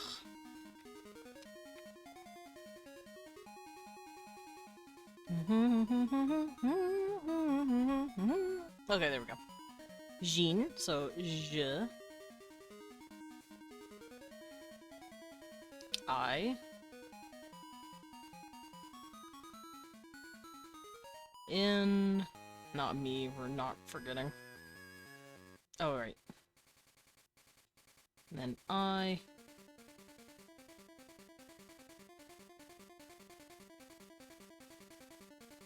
Nik.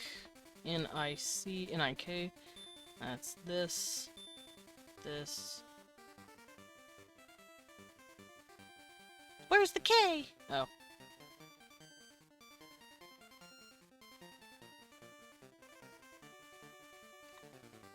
I don't think they'll put dots in between the numbers. So, like, if I say, 10 and 2, aka 12, Jininich. I don't think I'm going to put dots in those little spaces. I think I'll just leave it. I think that's a really cool thing to do. Fun.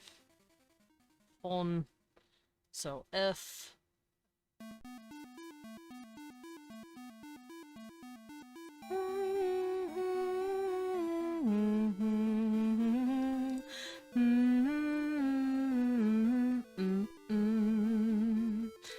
Okay, so fon, F-O-N. Lago. Lago. Oh, the M is this. And then, oh, right. G, O, le book. So I need a L. There's my L.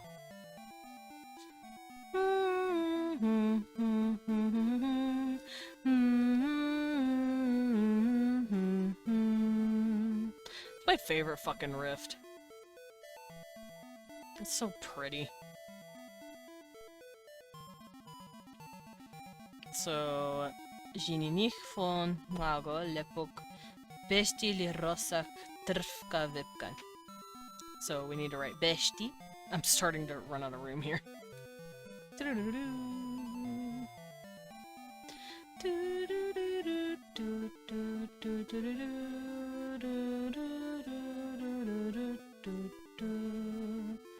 Such a pretty riff. Alright, Besti. Oh yeah. The B looks like a dick. I did that on purpose, by the way. For those of you who are like, tee-hee, he doesn't know it looks like a dick. Yes, I do. I am very aware that it looks like a dick. Thank you for noticing.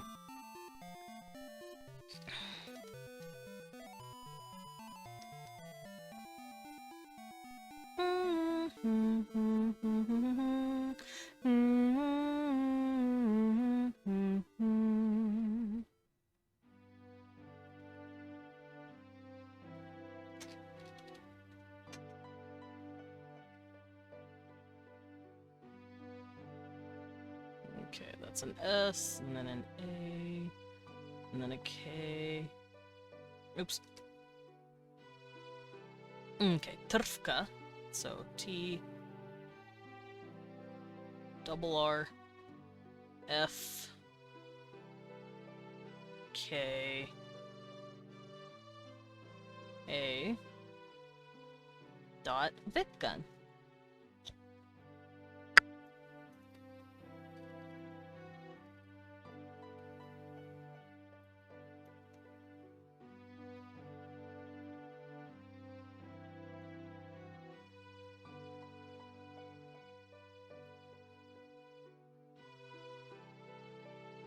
And then I need the N, which is a dot.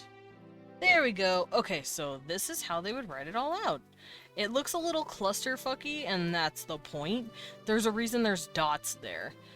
These letters are very vertical, they're pretty much the same height.